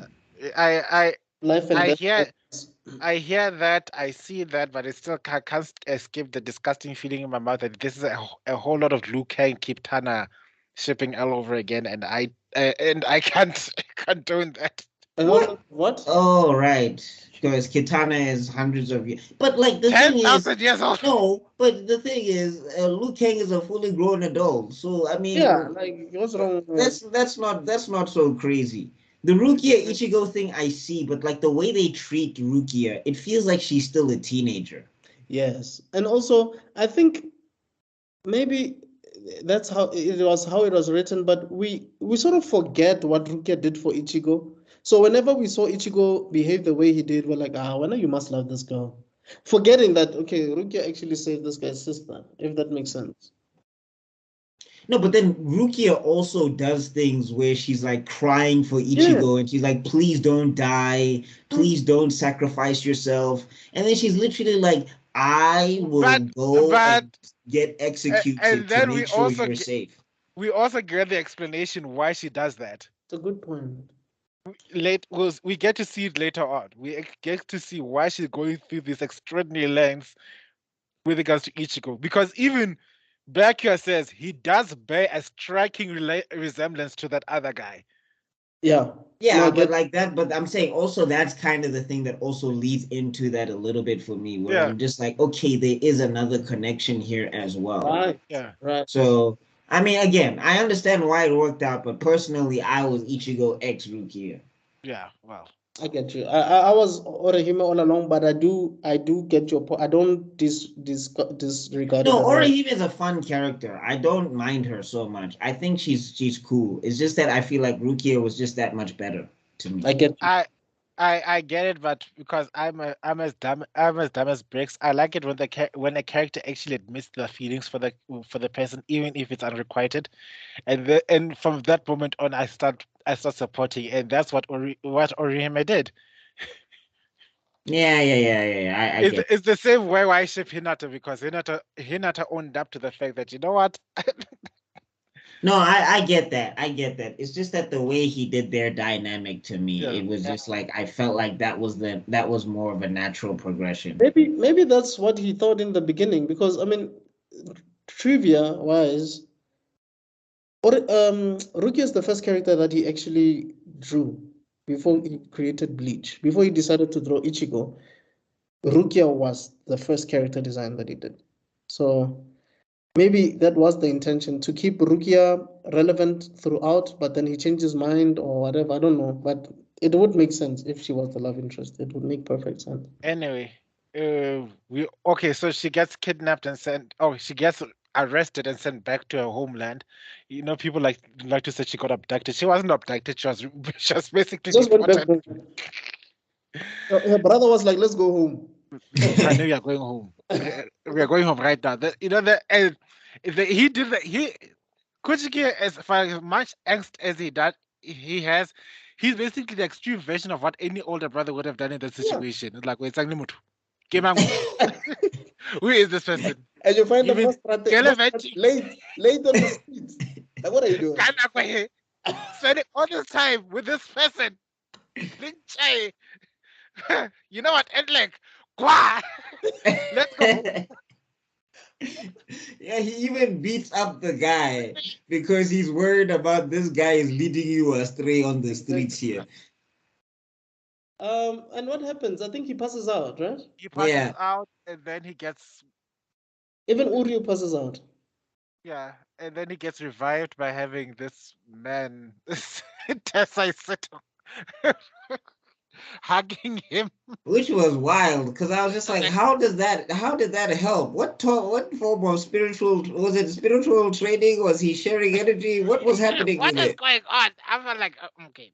Bro, even I'm not thinking. I'm sorry. Consent. And I was like, and Ichigo immediately is like, what the hell are you doing? Get off of me. And then, of course, I think Uryu was taken by his dad or something, right? yeah. No. Uryu gets revived, and then he decides that he's going to go off on his own. Because Urahara says that his wounds weren't that deep or whatever that means. Yeah, I remember now. He says he's gonna go train by himself or something. Yeah. Okay. And then we have obviously Chad and Orihime are also encouraged to train. Yes. And then Ichigo then goes to train in secret. To get his powers back. And like that training method is wild. Like Urahara is one of the wildest senseis when I think about it. Because he's just constantly risking Ichigo's life. Yes. Like, I think that's the only way Kubo could balance the powers that Ichigo gets.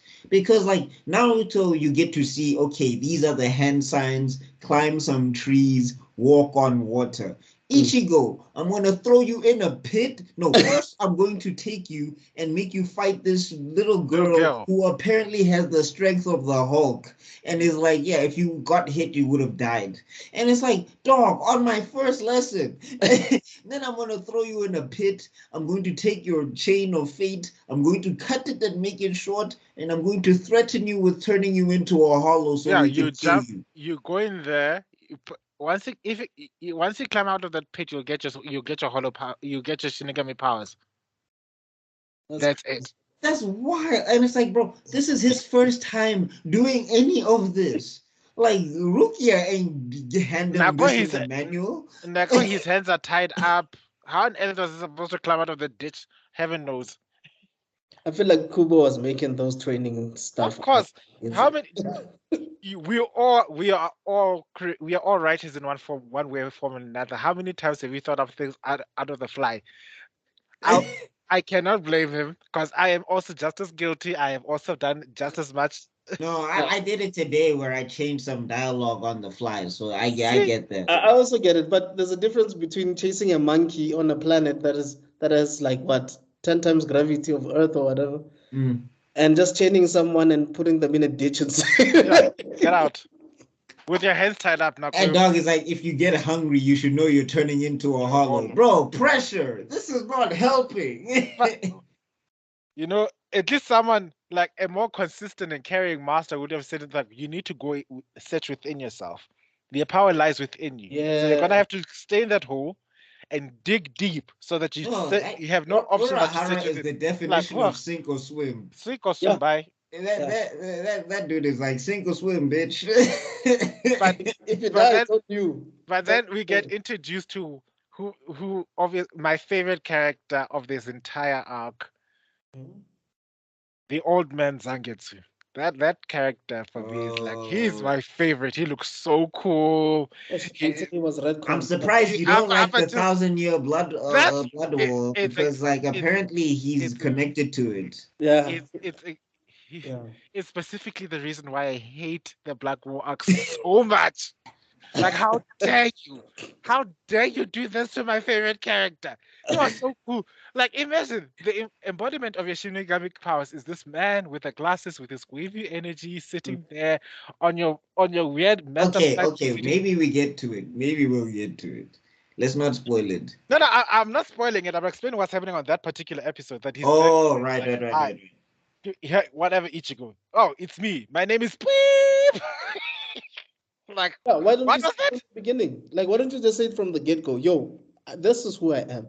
Yeah, remember his own. No, because I think the thing is that Ichigo is not ready to understand what a Zanpakuto is, so he can't hear anything. Right. So whenever Zangetsu talks about the Zanpakuto stuff, Ichigo is still it's not connecting. He can't hear Zangetsu's name at that point. It's like, my name is Peep. What? Didn't he apologize and say that happens later? The sword is broken, or no. Help me again, or never. That happens later. That happens when he fights Zariki. But at that point in time, it's like first he's like sitting there, like, it's me, you're Zanpakuto. Oh, well, I guess you still can't hear my name, which means you're still clouded with your own fears. Then he flips up and then he looks at Ichigo like, how on earth are you still standing like? How on earth are you still standing like that? Only to realize he starts falling down. Some Doctor Strange type. Some Doctor Strange stuff. As his business is flying down, like, quickly, Ichigo, you need to find me before you need to find your your Shinigami powers before the holo takes over. It's the reason why your world is destabilizing. And then we get into that cool shot of the water. I like that shot of the water and the boxes fall into the water. And then Ichigo remembers the lesson that Ishida taught him about the ribbons. And that is the last time we ever learned anything about spirit strands ever again. Actually, you're right. Damn. That is you guys, I have to commend you guys on your memory, man. It's impeccable. No, I've been rewatching, so. Oh, okay. No, I haven't watched this in years. I still remember it like it's part of my system. Remember, like I said, people don't underestimate just how much I used to love Bleach. The reason I hate it so much now is because I loved it more than most people back then. I get you. So when Ichigo finally finds the sword and it's like, pull me out. we get cut to the point where he's turning into a hollow, and you see that Tessa is not just any honorary person. That's when you hear Bakudo no QGQ Kin. What does that mean? I forgot the name, but the ultimate from that, there are 3 parts to that one. There's the bandages, the pens, and then the last one, Bakudo no QGQ Bankin Taiho. The biggest. Bankin Taiho. What does it do again? This big ass box thing came from on high and was supposed to come and restrain Ichigo permanently. But then Ichigo explodes, because the one thing that, to your credit, Mr. Backmeister, you're saying that Urahara is the worst teacher. Is like, no, don't stop. Look, usually when someone turns into a hollow, his body disappears and then it reforms somewhere else. But look, the mask is forming. What Like, what is bro. like, The thing is, Urahara is a scientist at the same time, so to him it's uh, an experiment. It's like and to this day, I'll always ask like Urahara Kisuke and Kuroshichi Mayuri are the yeah. same WhatsApp group. And Aizen, They will study you and Aizen. until you die. If you remember, Aizen did the same thing. Yeah. But we'll No, get like that's the thing. I'm just like, he's the definition of sink or swim. Yeah. Like other senseis at least show you some techniques before they do that to you. He from get-go, Yeah. figure it out. But didn't Oh, you Jiraiya did? Great. didn't Jiraiya do the same thing when he threw Naruto into like a No, Jiraiya first shows Naruto some jutsu, helps him walk on water, releases the seal from Orochimaru, yes, and tells him about the Nine Tails chakra. right. Like that's everything that Jiraiya does, and then he walks. And then he even takes Naruto like on a day where he's like, you have to confess to the girl that you liked. You had your favorite food. You don't want any regrets if you die. And then he's like, wait, what? And then he pushes him off the mountain. For summoning jutsu. Yeah. So Urahara skipped right to the last step. He didn't teach He's him like, any yeah, foundation. you're gonna die or you're gonna figure it out. No foundation, fuck all. Just Dog. and there's no, you don't get a sense of he had a contingency plan if something went wrong. I was like, you know what, let's do this. Then it was Tesla was like saying, I'm sorry, Urahara, this is getting too dangerous. I have to kill this person now. But only to find that Ichigo smashed through that. He's worried that he takes the Hollow mask off, he takes it off. Yay, he's got his Shinigami powers back with that. That's a really cool shot. I really like that shot. With it this looks little legendary in the anime. With a little stubby sword of his, only to end up fighting against Urahara the next day or something. Again, and then Urahara, the teacher, the sink or swim. He's literally like, you're gonna fight me with that little sword? Okay, let's do this. And then he's gonna awaken his Zanpakuto, and he's gonna be like, if you fight me half-heartedly, I'm going to kill you. And I'm like, dog. No. Before he does that, Ichigo's like busy fighting, and then he says, "Oh wait, why am I running from this man?" As this is a Zanpakuto, normal weapons should not be effective against it. And then, poof! Where was the cat again? The cat was training Chad and Orihime. Yeah. Oh, and so it was just Urahara, Ichigo, and that guy. Who's that guy's name? You just mentioned Tesai, okay. No, also the kids are there. And also the kids, yeah. Oh, the girl is there, no? No, both of them are. Because the boy, I forget his name, but the boy was talking mad smack to Ichigo while he was in the hole. You know? And then, of course, Ichigo... Like, just for what he said, if I was Ichigo, I'm handling that little boy first. As soon as I get best believe. As soon as I On site.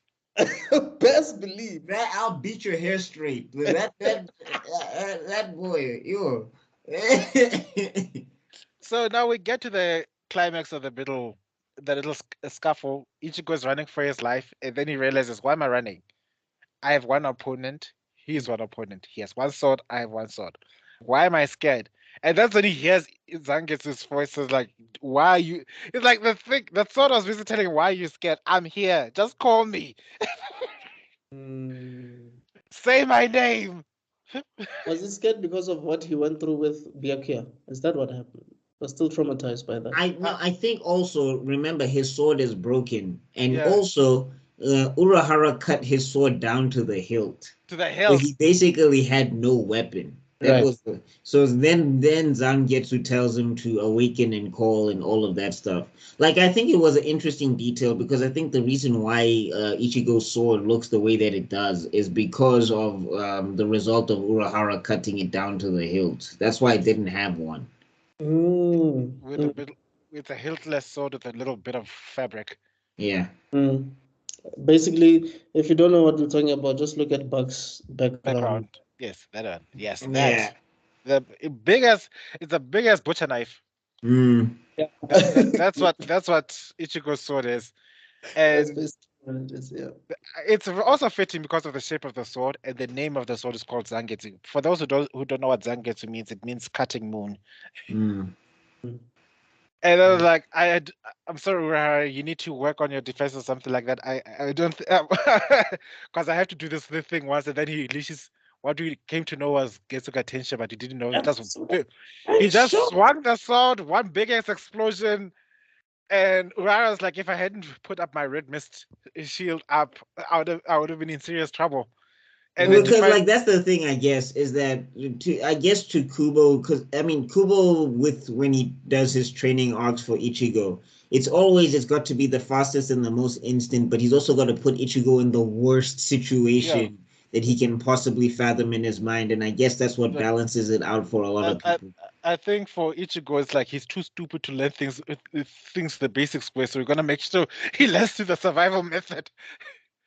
Right. Like, no, but like survival down to the wire with no backup plan. You know? Sit him down, have a little conversation. Here are the basics of Shinigamis. We've got Kido, we've got cutting paths, we've got combat. No, Urahara doesn't have time for that. Because that's the other thing. Like Ichigo's not an idiot. Like I'm running a candy shop. I ain't got time. I ain't got time for this. Like Ichigo's not a dumb character. Like he's a character that seems to grasp concepts well. So if they actually sat down and taught him some of this stuff, I'm pretty sure he'd learn and achieve the same results. Yeah. But he just apparently he's got the worst luck of the draw when it comes to masters. I mean, if they gave those Ichigo's masters to a character like Naruto or even like a character like Goku, it would make sense. Like, okay, wow, because these guys are dumb as bricks. I'm gonna have to give them the hardest training methods impossible. But Ichigo can actually think. Give him time. But you know what? I think I could be wrong, and you guys can correct me. But I think maybe Kubo was not interested in over exposition like that, like this whole over explaining thing. No, it's true. That is yeah. I mean, also like the way we actually learn how all of this works is usually from fan inference. Yeah. Like he'll touch on it, he'll tell you about it and what and all of that stuff, and then you'll figure the rest out by yourself. You have to go. It's not like Jujutsu Kaisen or Hunter x Hunter where you'll get long-winded explanations. Yeah. Explanations. Okay, now his smoke has turned pink. If it turned pink, it means that he can trap this other trap and what. And there's these 4 types of nen, and there's an enforcer, and there's a specialist, and the Hunter. And then at some stage you're just like, dog, am I studying rocket science or am I reading manga? I don't. The power system in Hunter, dog. Like there was one chapter where it's all text and 2 panels of drawing. Yeah. I couldn't believe it. I was like, bruh, I'm reading a novel here. What are we doing? And that's something that someone actually complained about, that explaining it like that, where, I mean, the guy had a board and everything, and he was actually like a teacher. He was like a teacher actually explaining what name. Oh, okay, you're back. It's on. At least we get to close out the video with your face. Yeah. But I think for me, and you guys can also correct me if I'm wrong, I think Kenshin is the first one to actually do this whole explaining thing during fights and whatever. In an interesting way. No, Kenshin, it's something happens and then they explain it. You don't get to see, during the combat I must do this and this and this. Only happens. No, I'm not talking about like soliloquies and stuff. I'm just talking about like I think the only times it happens where you get to see what Kenshin is thinking.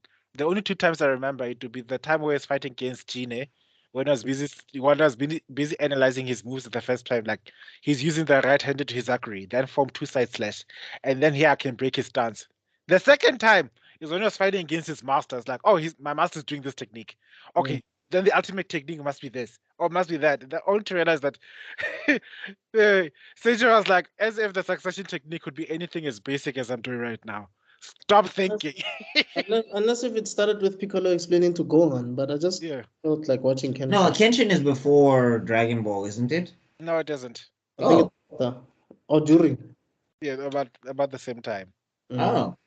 But I think maybe Kubo just didn't want to do that. Just like, nah, I'm not doing this. No, he does do explanations. It's just that he doesn't sit on them. Like, you're not going to stay there for a very long time. Just keep up because fast. Yeah. Zanpakutos can have names. Why? You'll find out later. Mr. Kubo is he has the unique blend of either having ADHD or autism or somewhere like that, because it's like the level of detail on this moment. I need you to focus on the things I'm hyper fixated on. Don't care about the other things. This is the cool stuff I'm telling you right now. And I guess that's why he sometimes created these super smart characters to actually do that. Yeah. But I'm saying even the smart characters, they don't talk for long. Yeah, they Like don't. there's no long soliloquy. Like there's no Kakashi. Like when they play that music in Naruto, that boop boop boop, boo doo doo doo, and then he's like Kakashi explains, and he's giving you a long presentation board and all of that stuff. Like even with Rukia, when she explains something, she draws like 2 drawings. She says, "This is this, this is that. You got it." And then she goes for like, "No." And those drawings are terrible. And those drawings are terrible. Even Jin used to do that at the end of every episode during the Hekomundo arc. Yes, Arankuru Daijaka. Yes, where he's just explaining what is what. Yeah, because to this day, do we even know where the soul link is? Where the soul steep is? All I just know that in different parts of the body. Do you know where this Ryozi? What this Ryozi is? It's a spiritual pressure. Full stop. The thing that I don't know to this day is all those the Kido spells. Yeah. No, also like the Soul Society is still weird to me. Like when I tried to figure out in my mind how it works. And I was like, is it the Dragon Ball universe where you just like live your life or whatever? And I'm like, why do they have shops? Like I thought everybody, why do they have currency? Why do they have like there's Rapongi, and then there's the other one. The most disturbing thing about Kurekaratan is like it's like the only part of the real world that actually matters. We don't get to that's Earth. That's the whole Earth. Yeah. The only thing that gives us a hint that there's more to this place than Kurekaratan is the fact that Chad is like from yes. And the spin-off Burn the Witch, because it's in the same universe. And of course, we also have the Quincy, where like, okay, they're hailing, the powers are hailing from like German and stuff like that. We get to see something like that. But as for the world building arc, I think Kubo was more. You focus on the things that are most interesting about his story. I don't care. I don't care about the rest of the world. Who cares about that? We're dealing with ghosts right now. Yeah. Let me show you about the ghost world. And when it comes to the ghost world, we're gonna show you about the Serisetai and nothing else. And when it comes to the Hollow world, it's Heikumundo and nothing. If it's not integral to the plot, it doesn't matter. It's mostly Serisetai, but it's like you only get exposed to Rapongi when they show like backstories of before I got to Serisetai, I used to be in the ghetto. But what I'm trying to understand is like, how do you guys have like any economic like activity in the afterlife? I don't know. Like in Dragon Ball, people just are there and they just find food and they just eat and they just fight. Like there's no explanation of how but now we get here and I'm just like there's elitism and all of this. Yeah, and I'm like the clans, the royal family. The noble clans. That's the thing I was telling you about, like the way Rukia lied to these spirits. I was like, it's a good, peaceful place with no suffering. What the hell? Only to find out you're in the gate. Like, what the your house is run down. You're not even with your mom. Like you didn't even find the person that you were supposedly looking for that they promised you that you would find. Do they even have plumbing? Do you have a running sewage system? Do you have baths? Nothing. Imagine coming from a metropolis, like a city, proper plumbing, proper electricity, proper everything, to basically the dark ages. You know, when you're busy saying the ghetto is one thing. The dark ages, there's no electricity, guys. The guys are working with candles. Yeah, no, it makes no sense. So anyway, but I mean, it's a cool looking place, I guess, and it's like it has a lot of interesting stories. But I guess that's it. Then I guess that takes care of season 1. Yeah. I mean, we went in. I mean, we spoke for 2 hours and 22 minutes. So not as long as Dragon Ball, but like there was a lot of stuff to talk about. Because this is basically the intro season. We don't. It's because this is the intro season. Once we decided to stop here. Once we get to the second season, we are in so much trouble, guys. I think we're gonna have to do this on Fridays or something, because Because it's like 11:45. It's 11:45 right now, and some of us have to wake up. We have to wake up wake up before dawn so that we can go in gym. So Yeah, and I have to go to class tomorrow early. Blah. I have to be in class tomorrow early. I don't have to go anyway. That's so nice working from home. Yeah. Why anyway, why why why do people have regular 9 to 5 jobs? Just work from your PC. you Yeah. flex, my guy. Tell the world, tell the peasants when when the pitch happens, they will target you first. The way you're busy flexing about them, why don't you just work at home? You poor things. Well, you can come get a busted PlayStation and a broken TV. It's fine. Guys, thank you so much for watching for this long. This is once again the Africa is Next podcast, part 1 of Bleach. Let us know your thoughts, man. Did you like it? What was your first feel? What did you feel when you first saw this anime? Did you like it? Oh, should we do favorite characters of the arcs? Quick. Yeah, of this arc, no? Yeah. Ichigo. Rukia close second. Okay, you develop. Old man Zagetsu, I just said it. Oh. Yeah, old man Zagetsu, like. For me, it would be Ichigo and Chad. Ooh, yeah. Chad also does a lot of stuff. Yeah. I still gotta go Ichigo though. I still gotta go Ichigo and Rukia. It'd be Ichigo, Rukia, Chad. 1, 2, 3. Yeah, I'm with you on that one. Because let's not lie, Rukia was so likable in this. Okay, so yeah, now mine is Old man Zagetsu, and who'd be second? Yeah, my second would have to be Ichigo because Ichigo is the protagonist that I can relate with. And then third would be Chad, of course. Yeah. So yeah, but Old man Zagetsu for me. Look, initially Ichigo is narrating this whole thing, which stops for some weird reason as he goes along. But you actually follow this guy. You really are interested in everything he's doing, wherever he's getting himself. He's not just the protagonist; he's the point of view character, and that's the one thing we get to see. This we see the world through his eyes. Yeah, but then, but usually it does develop like that. Whereas once you get immersed into this world, we start seeing different characters. We start finding other characters to relate with.